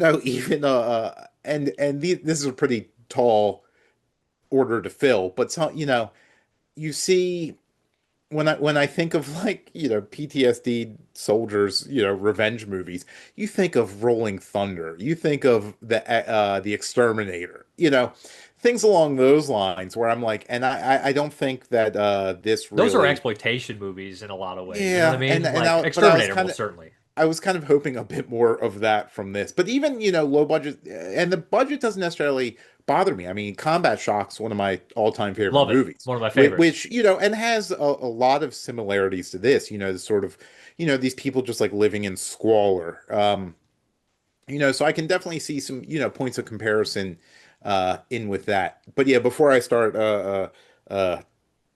well, okay. So you brought up the character motivations being kind of vague. And we're probably going to spoil this, but yeah. So we should probably talk. Yeah. Well, it's a spoiler. Spoilers up. So anybody. Yeah, I was going to say anybody with interest in it, go ahead, seek it out. Yeah, I wasn't a huge fan of it. Whereas Dave is apparently a big fan of it. So with the character motivations, I did, I do like that you're not quite sure who his character. I mean, you don't even necessarily know off the bat that he is in, a military vet. He's just wearing a military jacket. But I mean, for all you know, he could just be a school shooter. Well, I think they do mention it. I think some of the guys mention it later on. He went to the military, he came back, but you don't know for sure. I was gonna say, and you don't know if he was discharged. You don't know. I mean, there's obviously something off with the guy.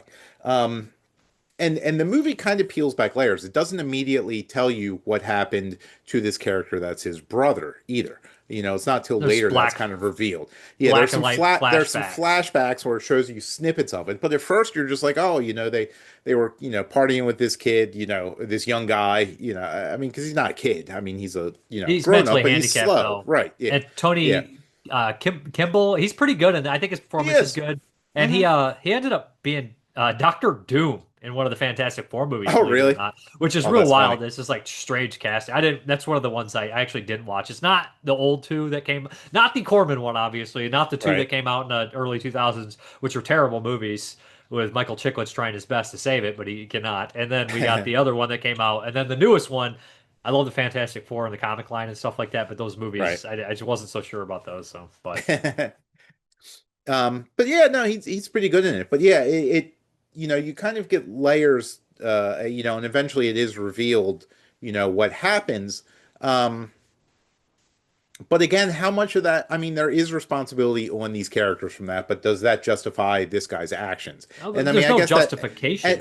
And I guess that is the question of the movie. So it's not necessarily a cathartic movie per se, where you're kind of, shown this, you're shown this wrong happening, and then someone goes out to right it. And it's not a movie where at the end you feel like, justice has been served or something. It's more nuance. It's just sad. Right. It's actually depressing. And that's why I think there's a lot of realism into the revenge. I think this guy, he made these people out to be monsters because he had nothing else. The one line he says, I just want to lay with my brother. I think he was hoping he would die. He was hoping he'd be pit against some sort of force. There's nothing that this guy, he doesn't want to live. He has shame for who his brother was, but he has more shame because he let him die. And you get that idea. And it just, the end scene, I think, is probably the most powerful scene in the movie.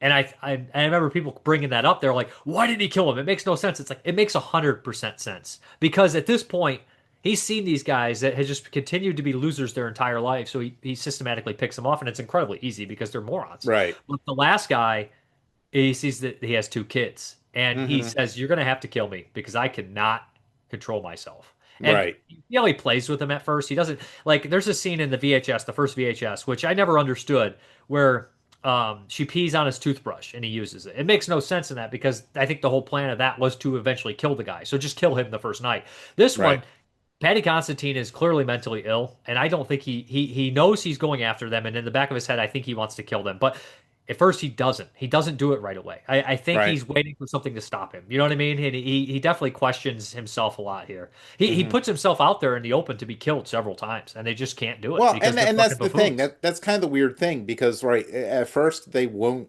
kill him. You know, there's the scene where he's literally just standing there and they drive the car up to him. But then later, you know, they do go after him and try to kill him, and they screw up and actually, They have one bullet. Right, and they kill one of their own. So I'm just like, well, why did, you know, it seems weird to me that they would then like let their guard down for, you know, after that sort of escalation. Well, he fed him drugs. Right. Yeah, he sneaked into the house and put it in the coffee or tea or whatever, but right? I also think it just goes to show you anybody that's going to do this to a mentally handicapped person has to have like a level of cowardice that is here. And I think the character Sonny, he's kind of like the ringleader, right? That guy was actually an ex-boxer. He looks like he's been punched in the face a bunch. He looked familiar, actually, and I meant to look him up and see if I could place him with something else, but he did look familiar. But he has that face that looks like he's a scrapper. There's some intense scenes in here. I think the last guy he kills, he toys with the idea of letting him go, or maybe he's just psychologically torturing him like they did his brother. But when he kills him, I think that part's actually pretty fucked up. When he has him, he's like, "This is for me," and he's like, "Yeah." He's like, "Oh no," and he sticks him. Paddy Considine's not a hero. He's not even an anti-hero. I don't think there's any real heroes in this movie. I think the guy that comes across the most relatable is the guy at the end, because we've all made mistakes like that. And that whole scene always brings tears to my eyes when he says, "What did you do?" What did you do? I didn't stop it. Yeah, and exactly. I feel like that's just a brilliant moment. Right. You know, some of these guys, they weren't necessarily active participants. You know, they kind of were. Well, I think they all were except him. If you watch, well, they're goofing around and they took things too far. And you know, I mean, at the end of the day, you know, the character was a suicide, right? You know, the brother was a suicide. After he was fed a bunch of drugs. And left alone in his place and flipped out and hung himself. Which I don't even blame him at that point because he was mentally handicapped, you know? Right. I mean, you don't. Right. He doesn't have an understanding of what's happening. They're giving him psychedelics on top. They're slipping pills in his mouth too. Who knows what that is? Right. And then they fuck with him mentally. I mean, truth be told, if I'm in this situation and I only have a brother left and I come back from the war and I'm mentally fucked up, I'm going to kill them. Right. Because I don't want to be alive and I have to give myself a cause to survive. I have to give myself something to do. But once that is accomplished, you know what I mean? But you have that, there's nothing left for him. You know what I mean? Right. And plus, I wouldn't have killed the guy at the end either. I mean, but he got his revenge. He made him kill him, which is something he's going to have to live with. I find that, I'm interested in the way revenge is put in movies. You know what I mean? Like, there's a movie from '83 called Deep in the Heart or Handgun. Okay. Yeah, which is an excellent movie. I have the Fun City Blu-ray, but I haven't watched it yet. No, it's a really weird way, a very handled intelligently, like rape revenge movie, which isn't like. And I've been fascinated with how revenge is handled in movies and how characters are cathartic. Like the whole saying, like if you plan on revenge, dig yourself 2 graves. And this one, and so many of these movies, it's like I just watched that Young Warriors movie. I made that joke. It's like dig yourself a bunch of fucking graves. But that movie is another ridiculous way they handle revenge. But at the very end, like they pull you in back to where you're like, okay, I'm in this now. I thought this was incredibly stupid, but they brought me back in. I don't know. I think that Dead Man's Shoes really relies a lot on its emotional core and its score. And I think that works for me. And I also really like that all these guys are not likable. They have a sense of friendship for each other. And when one of them dies, they show them mourning the other one's deaths because these guys are not great people, but they're just local loser drug dealers, and they are friends. They do care about each other to a certain extent. I thought that was a better way of portraying these kind of characters. I felt like it was a little bit more nuanced, and I felt there was some realism to it. Yeah. So, I mean, you know, one of my issues with the movie was that, you know, and I mean, I'm not saying that you need to have a movie full of likable characters. But I didn't feel like any of the characters really clicked with me. So I was kind of just like watching these things happen. And I didn't really feel much in the way of anything for anybody at any point. Which is, you know, one of the potential side effects of populating a movie with unlikable characers. So I don't mind unlikable. I just so when I, you know, so I was reading up on reviews on Letterboxd, and you know, I see people like, you know, writing things like, oh, you know, such a heart-wrenching watch and things like that. And I'm like, am I just dead inside? Like, I didn't feel anything watching. Right. I was like, great. And, you know, here, and that's the other thing, you know, so somebody picked this movie for you to talk about because obviously I imagine they liked the movie and wanted to Yeah. see what you talked about. And then here come me, just being like, okay, I'll be the dickhead, and it didn't really do anything for me. I mean, how much but does this yeah, movie cost? You got to take I don't into know. consideration Probably not that, much. like, probably not much. And also, I think for a low budget movie, I love the locations. The cinematography is really good. Yeah. This is I before mean, you could just it's all drone everything up the fuck. all real locations. And It's not sets. I mean, obviously some of them were probably dirtied up a bit because it is like you said, these guys are kind of losers, just eking out their existence with in these little English side town sleaze holes. And these guys are buffoons. They all play their Right. roles as comical, except the last guy. They're all comical like clowns. And even he dresses them up as clowns. They ride in a clown car. It's kind of similar to John Naughton when he talked about the commentary on Henry. He said, when you first watch Henry, Otis is terrifying. But the more and more you watch it, Tom Tolles is playing a buffoon. And he's hilarious. And these characters are kind of like that too. They're just fucking morons. Like when they come in and they got them all dressed as clowns. When he glues, he does the guy's hair, and Well, like that's the other weird thing. Like it's part of his early revenge is just fucking with them, and he's getting like he's treating him how they treated his brother. Yeah, you're not wrong. It's psychological on there. I Right. mean, it makes a little bit more sense as you see the whole thing. And normally, like I said in that VHS, it made no sense to me because I feel like that person's end goal was that. But Right. I mean, if you piss on somebody's toothbrush and they don't know you pissed on their toothbrush, it doesn't really work. If they Right. never find out you pissed on their toothbrush, this makes sense because they're getting fucked with and they wake up. He's just, I think that he planned this to be a real life fucking like event. Like he was planning like Robert Ginty and the Exterminator, but what we went up against was just a bunch of fucking losers that fold on the first sense, and I think people like that do. Right. Yeah, and I mean I would believe it. In the real world, most of these so-called tough guys are just a bunch of bitches.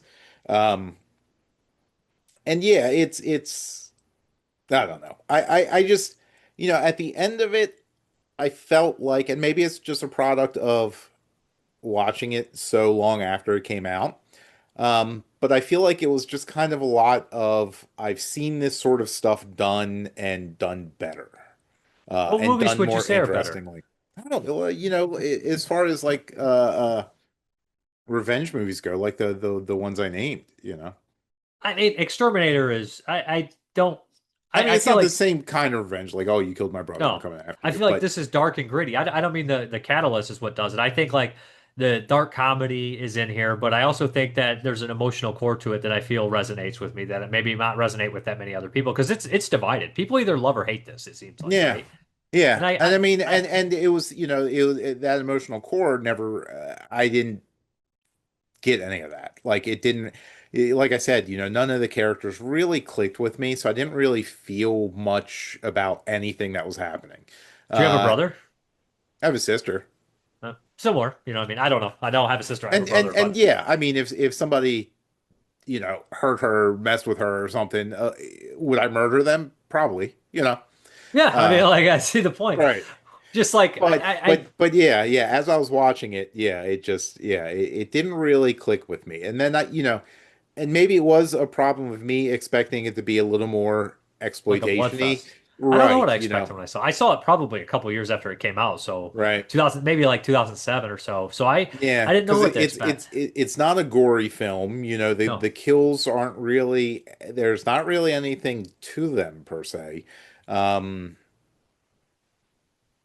It's definitely not a gore fest though. But I mean, do you like the music at least? I did. And to me, that was one of the better aspects. And, the location photography, it does kind of set a certain mood. And, this sort of like folky, British, like acoustic guitar and singing. And, it does kind of, those bits of atmosphere were kind of some of the better stuff to me.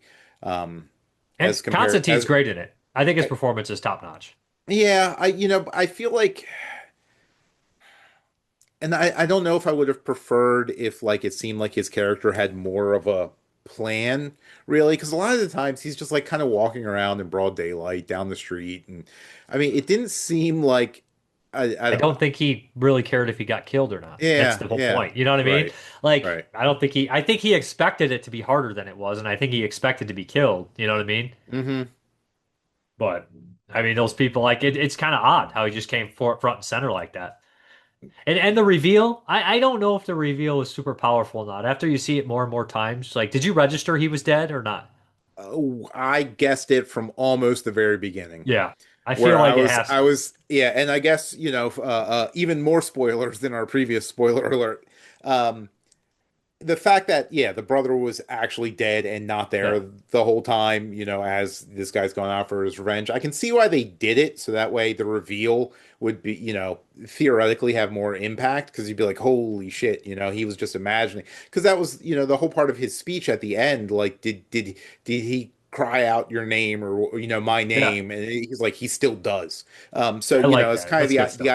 the idea of his brother still haunting his brain. He can't get him out of there. He's always hearing that, and he'll always hear that no matter what. Um, so it had some effective moments. But yeah, I did kind of guess that I feel like that I probably twist. did too, or I didn't pay And attention when I yeah, first saw it. It's just not something. I think that might be one of the like being a revealed as a twist. I don't think works 100%. right. But Well, yeah, I can see why they did it, but yeah, it didn't really, to me, it didn't really add a lot to the movie as a whole. Um, because I mean, you do kind of notice that, whenever the main character is being confronted, how, his brother character is kind of like sidelined, like off in he's the like looking background or away. something. Right. And Yeah. no one ever registers that he's there.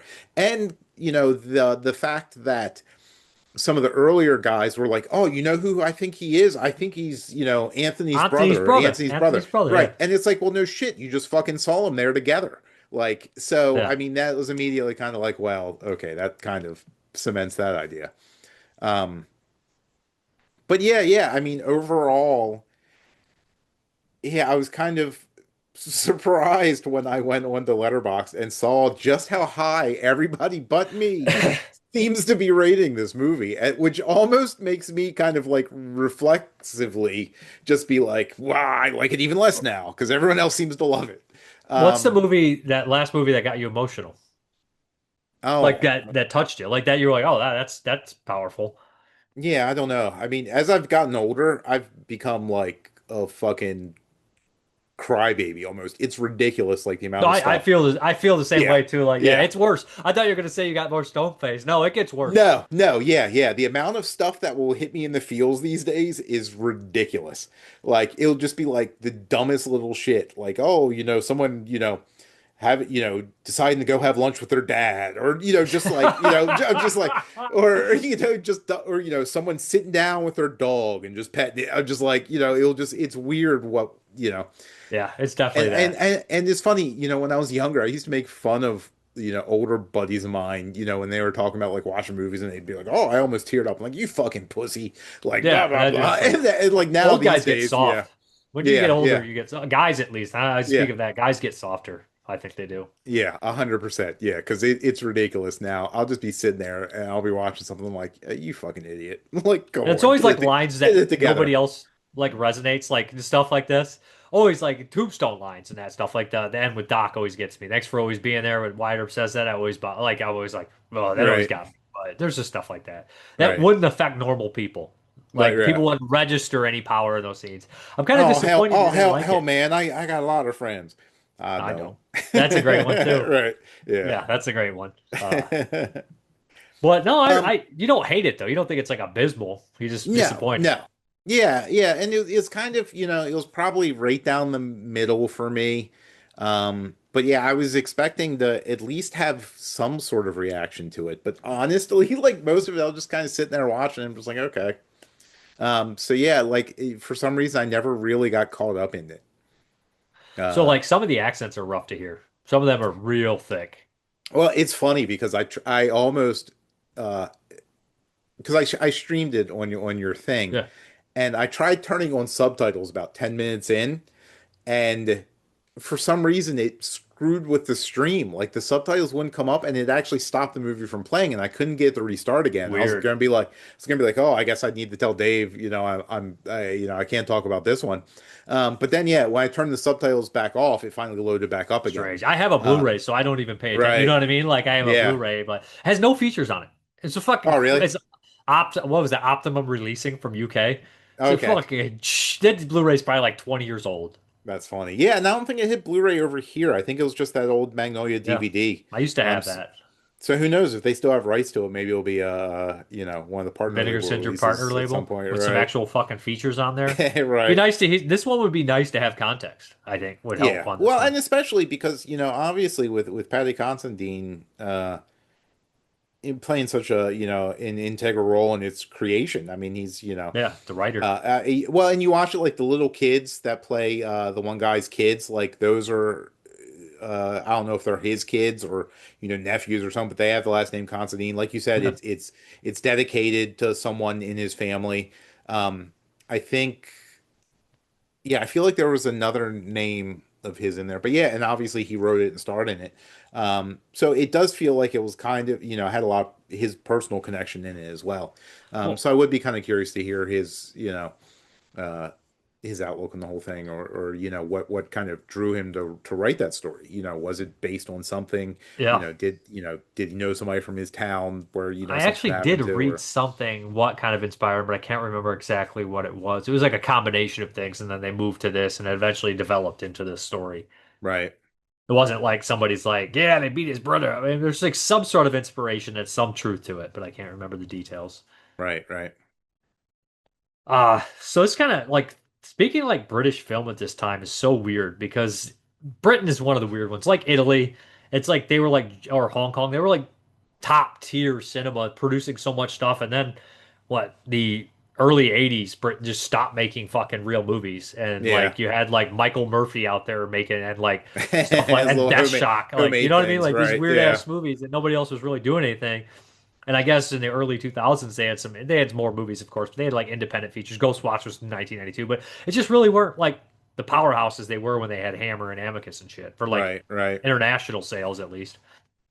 Yeah, it kind of, I do think that like the success of those Guy Ritchie movies sort of like kickstarted them again. But again, it was kind of like over here how when Quentin Tarantino hit, all the all the indie people went out and they basically started trying. It's like they started trying to make copies of like the same exact shit, but without the talent level. So you got like all how many bad Tarantino ripoffs I saw at that time. I saw them out because they looked fun because they had all the same cast members, but then they were just like there's no shootouts and shit. I was like, right, yeah. This guy's like pointing guns at each other on the cover, and you're like, this is gonna be great. And I run in, I'm like, this is terrible. Well, even worse was that like they thought they could write dialogue like him, but I'm just like, and you would just have these like endless like allegedly comedic asides about like full of like pop culture references and people just cussing and just I'm just like God, we should find the 5 worst Tarantino ripoff like dialogue scenes and just like go through them.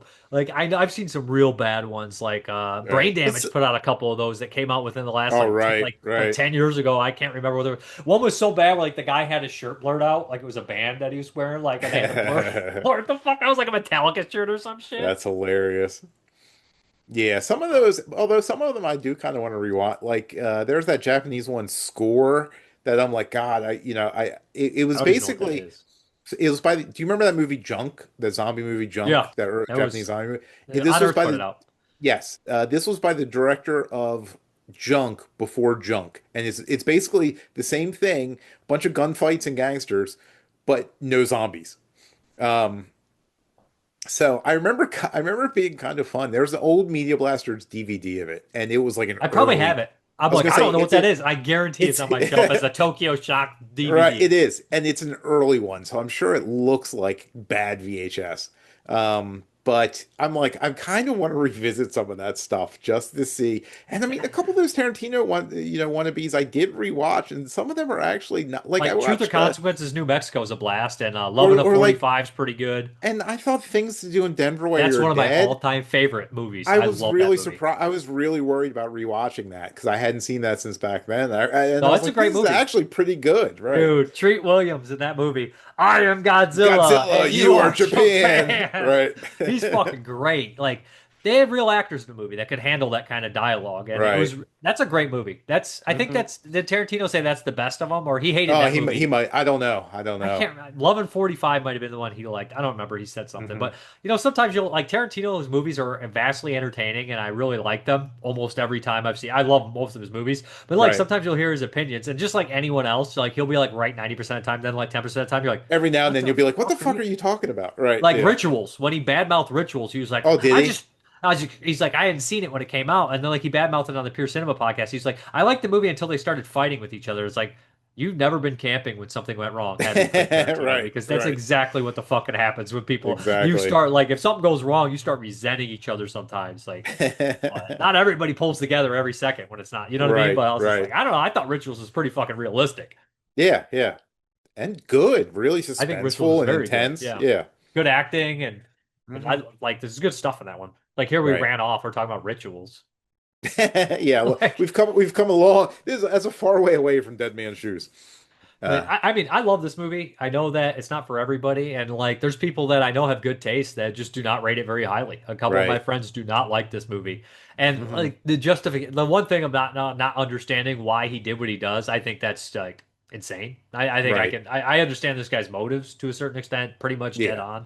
Especially and like I said, they do kind of leave him. They do kind of leave him vague. There's really not much in the way of characterization for any of the people in it per se. There's all sort of just there. And I mean, I guess I know these guys. We used to hang out with a couple of these guys. Well, exactly. They're like the scummy like local drug dealers that like Well, one of them was your buddy, and he just is a loser. Yeah. Right. What about the one guy, Al, the one who accidentally gets shot? That guy's like 10 years older than everybody else. Right, yeah. What the hell is that guy doing? There's always that guy, though. There's always the guy who's 10 years older than you hanging out with you. Yeah. You're like, what's this guy's deal? He's either, unfortunately, a pedophile usually, or just a real loser. Right, pretty much. Or both. I mean, if you're a pedophile, you're automatically a loser. So the best case scenario is a loser. Valid point. Yeah. But, no, unfortunately, he didn't like the movie. Yeah, that's the way it goes sometimes. Of course, I'm always willing to give things a look, if nothing else. But yeah, maybe it'll warm up to you if you see it again.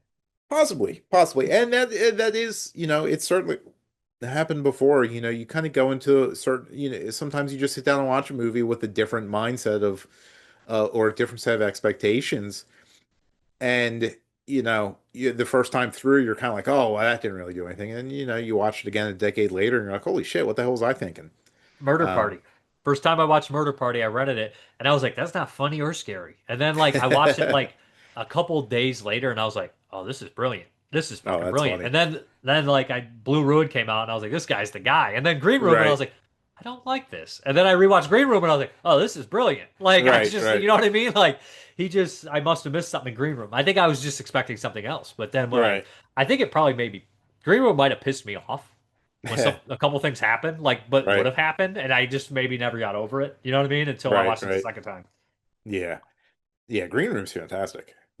It's so good. All three of the movies. He did the other one too. Was pretty good. Hold the Dark was pretty good. I didn't watch that one. That's not as good as the other three. That's a streaming thing, right? Like I think it's Netflix or something. Yeah. There's a pretty brutal shootout in it. Mm-hmm. Like a mass shooting thing. That's pretty brutal. I'll get to it one of these days. They're all good. They're all pretty good. Yeah, this one. I mean, you can take comfort in the fact that I do seem to be the outlier based on the people I follow on Letterboxd. 50-50. Almost, most of the people I follow had rated it like 7s or 8s, some 9s, even a few 10s. Not gonna call anybody out who might have just recently watched it for their podcast and rated it a 10. I don't know who would do something crazy like that. No, I literally was rewatching it and I was like, you know what? This isn't as good as I remembered. And then I got to the very ending and I was like, yeah, it is. And it's funny because that does happen too. I mean, there's definitely been movies that I watched, in the late 90s, early 2000s that I'm like, this movie's a fucking masterpiece.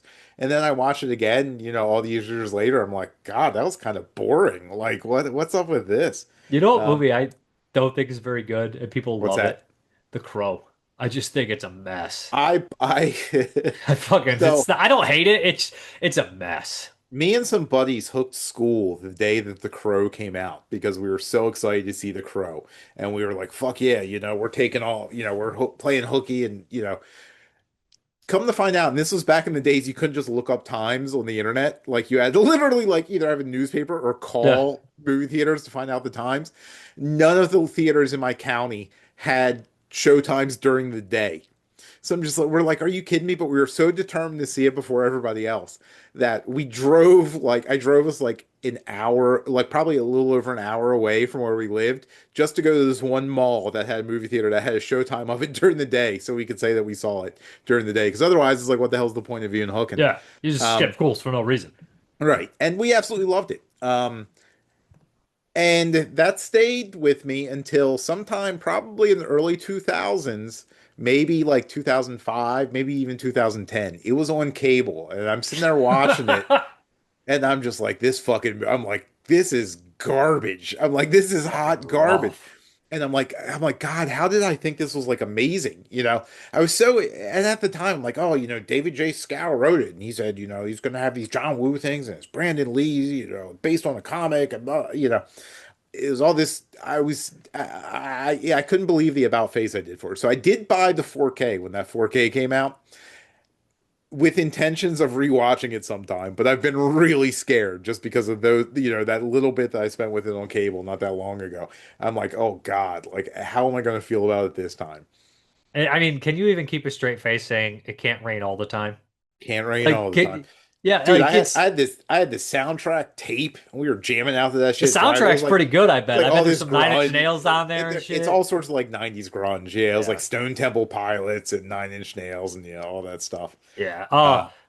The one thing too, I know there's movies I like that are not great. Yeah, that movie was such a high school movie for me. It was ridiculous. I didn't have the connection to it when it came out. I was fine with it, I don't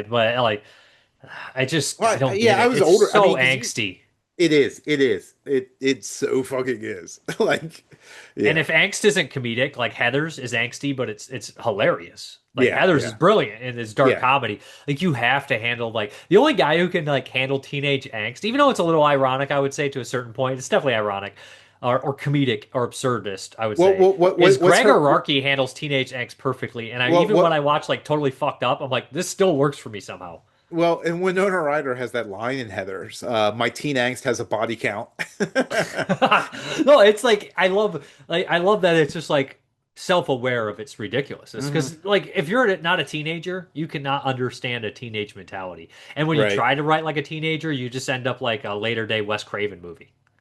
Yeah, I liked the one Greg Araki movie. Nowhere? Doom Generation. I think it was before that. It might have been Doom Generation. I remember liking that one, but then I think I tried like one or two of his after that, like as they were coming out in the 90s, and those didn't click with me. I did buy that Criterion set. Those are the trilogy there. Yeah. Yeah, figuring I'd give them all a go again. But I haven't sat down with any of them yet. Doom Generation is too many movies, too little time. Well, I honestly think his masterpiece is Mysterious Skin, which is not like his other movies to a certain extent. It has a lot of similarities to it, but I think that's the best one. I think it's the most disturbing. It's based off a book. I just think that's a fantastic movie. Gordon Levitt has never been better in it. He plays like a gay hustler. It's a really good movie. Yeah, I bought that TLA DVD when that came out. Again, I think it was probably from a Hollywood or something blowout. And literally, I still have never watched it all these years later. And everybody says it's gonna get a Criterion, I imagine. Everybody says it's great, and I'm just like, one of these days. I mean, it's had overseas Blu-rays, but I'm like, yeah, exactly. I figure I'll just wait out till someone does it. They had a stateside Blu-ray, but now it's out of print. It was TLA again. Okay. I'm like, I guarantee it's gonna be a Criterion. Like, I think it's just got a 4K remaster, so it's making the circuit. It's definitely gonna get a Criterion. They put out the other ones, and I love Nowhere as well, but I think that Mysterious Skin's a much better movie. Right. Just in terms of overall, like, I don't know, in the classic sense, a better movie. Right. But yeah, and I remember Vince Pereira like raving about that to me one day, and I'm like, yeah, I really gotta see that sometime. That's the guy who did he did that movie, A Better Place. Now that was, to me that was a much more interesting, sort of like 90s indie. That's a good one too. Sort of revenge thing. I always get scared watching movies by people that I know, just in case they ask me what I think. But that one, I was happy to be like, I was very happy to shoot him an email one day and just be like, oh, this is actually really good. I like the character, the I wouldn't even call him a villain, but the character, the violent character. I think, you know what? I think he makes a lot of sense in that, and that's a movie that has teenage angst, but it seems like it's looking back at somebody that kind of understood it. Right. Yeah, that's a good movie. I do think it's a good movie. Yeah, I need to rewatch it. Who did was it MVD? Somebody did the Blu-ray of it, and I never picked it up. It had a nice Blu-ray come out. It's like a deluxe edition. I think it was MVD or one of those MVD labels. Yeah, it was definitely an MVD label. Right. Well, so I appreciate it coming out. What are you gonna say? I think I'm doing Black Scorpion. If you want to do Black Scorpion eventually, I don't know, next week or the week after or whatever. Yeah, whenever. I got thankfully my Blu-ray of that is sitting right out, so I can Warner Archive. That's an easy one, and yeah, I hopefully you like that one. I thought. Did you like it?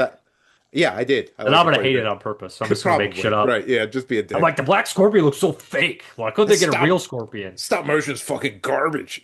It's fucking bad mouthed it. Where's the folky music? There's not even any shots in the English countryside in this movie. Right. All right. Well, see you around. All right, dude. All right, let's get to these questions, comments, and concerns. Ken Coakley. I had to rewatch Death Warrant because I confused it with Lionheart. I have to admit, I thought Death Warrant was pretty fun. Van Damme's acting was pretty funny. Joshua Miller is funny as hell as the teenage incel computer hacker. I agree. I liked him in both River's Edge and Near Dark. Me too. And Class of 1999. I forgot that Robert... I have trouble saying this guy's name. Robert Gulami was in the movie. He was known for the television work throughout the 70s and 80s as he did the show Soap in the 70s, which send up to soap operas. Gilami played a butler named Benson. Then Gilami got a spin-off show called Benson, which was a big hit. I remember Patrick Kilpatrick from the 94 version of The Stand as the guy who beat up Rob Lowe's Nick Andros character. Yeah, he ends up getting the plague. He lets him out of prison. He has to kill him. He shoots him, yeah. Spoiler to The Stand! I saw Ju-On the Grudge at midnight showing at my local theater back in 2013 while I had I know a lot about most horror movies. It must have been that I am a novice when it comes to J-horror. Remember the scene where the woman hid under her bed covers to hide from the little boy's ghost. Then the boy ghost appeared and the girl screamed. I had a Mystery Science Theater 2000 moment and said, "Get into your own bed, you little perv." My friend who went with me grabbed my arm and said, "Stop it," while laughing. Overall, I enjoyed the movie and thought it was scary. I do have to admit that I liked House a little more. I saw that one at the same theater as part of the Halloween movie marathon in 2010. I saw The Land That Time Forgot twice theatrically, in 75 as a kiddie weekend matinee, and again in 76 at the drive-in with at Earth's Core. Back in the 70s, movie theaters had kiddie matinees every weekend. Warlords of Atlantis and the Three Fantastic Supermen were a couple of my favorites from that era. On the subject of Interview with an Assassin, I agree with you about Raymond J. Barry's performance. The scene where they're in the hotel lobby waiting for the president, and Barry turned his head and gave that sinister smile, that made my skin crawl. He's great. He's a great actor, and usually you don't get to see actors who play like decent-sized roles in big movies. You don't get to see him like star in a movie, but when they do, they usually fucking kill it.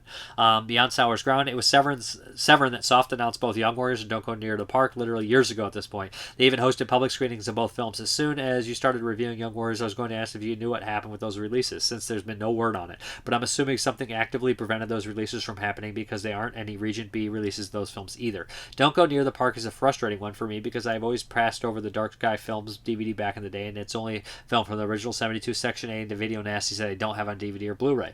These would be welcome releases from Vinegar Syndrome 2, especially since Young Warriors was originally intended to be a sequel to Malibu High, believe it or not. I think Don't Go Near the Park is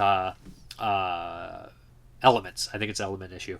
Speaking of Vinegar Syndrome, I love Night School so much, and I'm thrilled to see it finally getting the full boutique-style release it deserves. Also, Lady in White is fantastic, even though the cover is awful. But my opinion, Lady in White has never had great artwork. I would agree. I've never seen it, though, but the artwork has never been great. Gray Nunez, Kazoo Smiley Face, thank you, Nick from Flanders. I kind of like the Evil Dead reboot, but as I fear the other parts seem to be getting more progressively worse, the fate of many a franchise, alas. There's still a few checks left on my amicus list. Land That Time Forgot among them. I'm looking to rectify that ASAP, though I might skip The Deadly Bees, as even Milton Sebastian's wife Fiona felt that film was rather weak. Hey, I mean, come on. I'm sure she thought a lot of them were weak. Questions. What makes a good revival or reboot? Imitating what came before or going off in a different direction or a combination of both? I think it depends. Sometimes a movie that has a little bit... You can't do every shot for shot. You'll end up with the Psycho remake, which is not very good. But if you go completely different, then you have something that's nothing like it, like the House of Wax remake, which is a fun movie, but it's nothing like it. But I enjoy it. So what do you do? It's hard to say. The Dawn of the Dead remake was very popular at the time, but I feel like a lot of people say the more they watch it nowadays, it just doesn't age very well. So, because it didn't have that timeless aspect that the original has, that social commentary, right? That's that truth to it. The other one's just an action and horror film.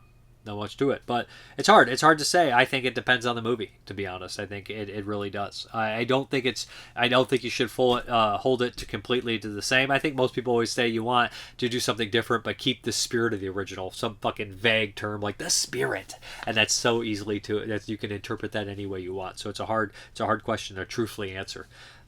I was watching Brotherhood of Satan the other day. Excellent film, but why are the small town folks always portrayed as cultists, loons, or inbreds? Is it a U.S. thing? Is it based on truth or a fear of city folk with college degrees? Probably a little bit of both. I mean, I'm sure there's some truth to it, but honestly, there's definitely some obvious, like, I wouldn't call it xenophobic, but small town kind of fear and that aspect here too. But there is some small towns that aren't necessarily going to be great to outsiders, but, it's every small town like that. Come on now, guys. I think it's a little bit of both.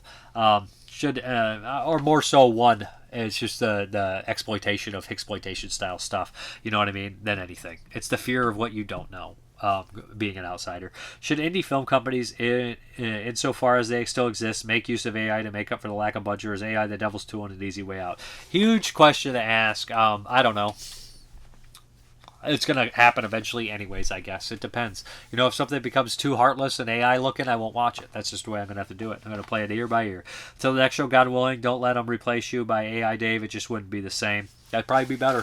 Probably get more views, you know what I mean? Maybe I've tried to clean up my thumbnails a little bit, but I don't even know why I'm doing that. But it's just like, if I just made crazy videos like, the worst movie ever made, or is this the scariest thing ever? Like, I'd probably be much more popular, but I'd probably have a lot more haters too, I guess. But who knows? Mike B, 1613, another great video. Have you done The Mummy from Lee Cronin yet? I have not. Curious to hear your thoughts on that, because it's definitely on a similar vein as some of the newer Evil Dead stuff. I didn't see Burn yet, but I'm afraid I'll hate it for the same reasons. But Rise definitely grew on me, and The Mummy had some of that too, along with some Peter Jackson type over-the-top gore. Love Jackson. Bruce Holecheck, The Mummy is better Evil Dead movie than Evil Dead Burn. Haha. No More Room in Hell podcast. The Eye is another pretty solid J-horror ghost story from that era if you haven't seen it. And yeah, 100% agree. Evil Dead bored.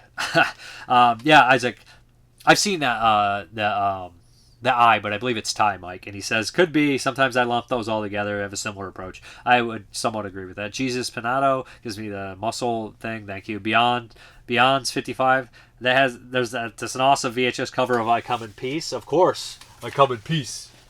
You leave in pieces. I have this on Blu-ray, and now I don't know if I ever upgraded the 4K, but VHS and Blu-ray is good enough. I probably had a DVD at one time too. But then he says, I think they used sound effects from Land That Time Forgotten, or maybe it was the Earth's Core for the Slayers and Kroll. Maybe. The Hammer films take on Dr. Jekyll was good. There's two of them. Yeah. It's amazing seeing your evolution on here after looking at your earliest video, dude. Kudos. Thank you. Steve Young, wow, you look spectacular. Thank you. What the Flick? Sam Raimi is my favorite director of all time. Evil Dead is one of my favorite horror films. The Quick and the Dead is one of my favorite Western films. Darkman is one of my favorite superhero films. The Simple Plan and The Gift are amazing. I got to meet him at Texas Frightmare a few years ago, and he was my favorite celeb convention experience next to Linnea Quigley. Sorry that I'm still going, but I hate... still going on, but I hate about these new Evil Dead movies, as well as the dumb one-word, I guess, subtitle like Rise and Burn. It's like a new stupid trend. Halloween did the same thing, kills and ends. Halloween 2 could have been called Evil Dies Tonight. They say it a million goddamn times. Thanks for another video. Sure thing, man. I love Sam Raimi.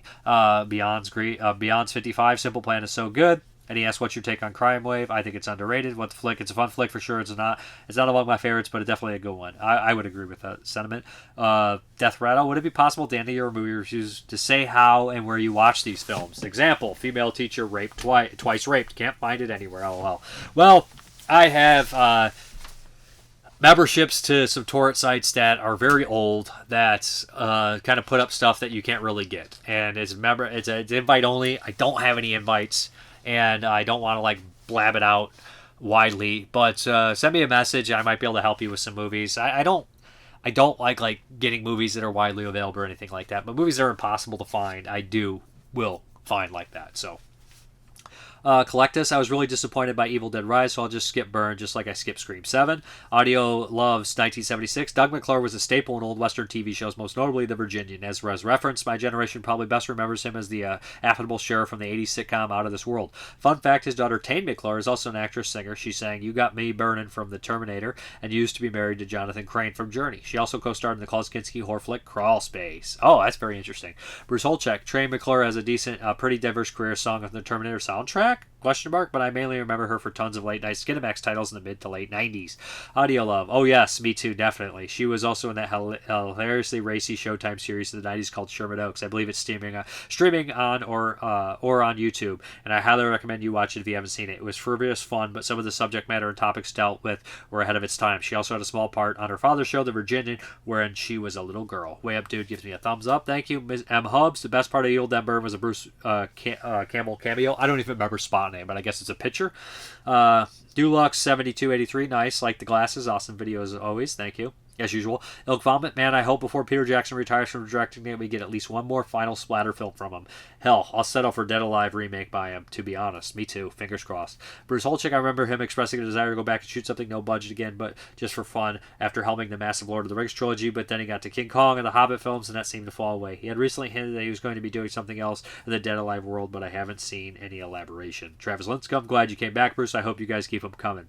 Bruce replies, I'd definitely be back. Always fun BSing about these things. So let's get into the update. And it's only one title here. I ended up picking up the Hong Kong New Wave Essentials from Shout Factory here. It's got 3 titles in here. Painted Faces, The Story of My Son, and a Woman. My son is no good. Every time I hear it, Cannibal Holocaust. But yeah, interested in these. This is the 22 to 24 on the Golden Princess line here. But yeah, let's get out of here, guys. As always, thank you very much for watching, and have a good one.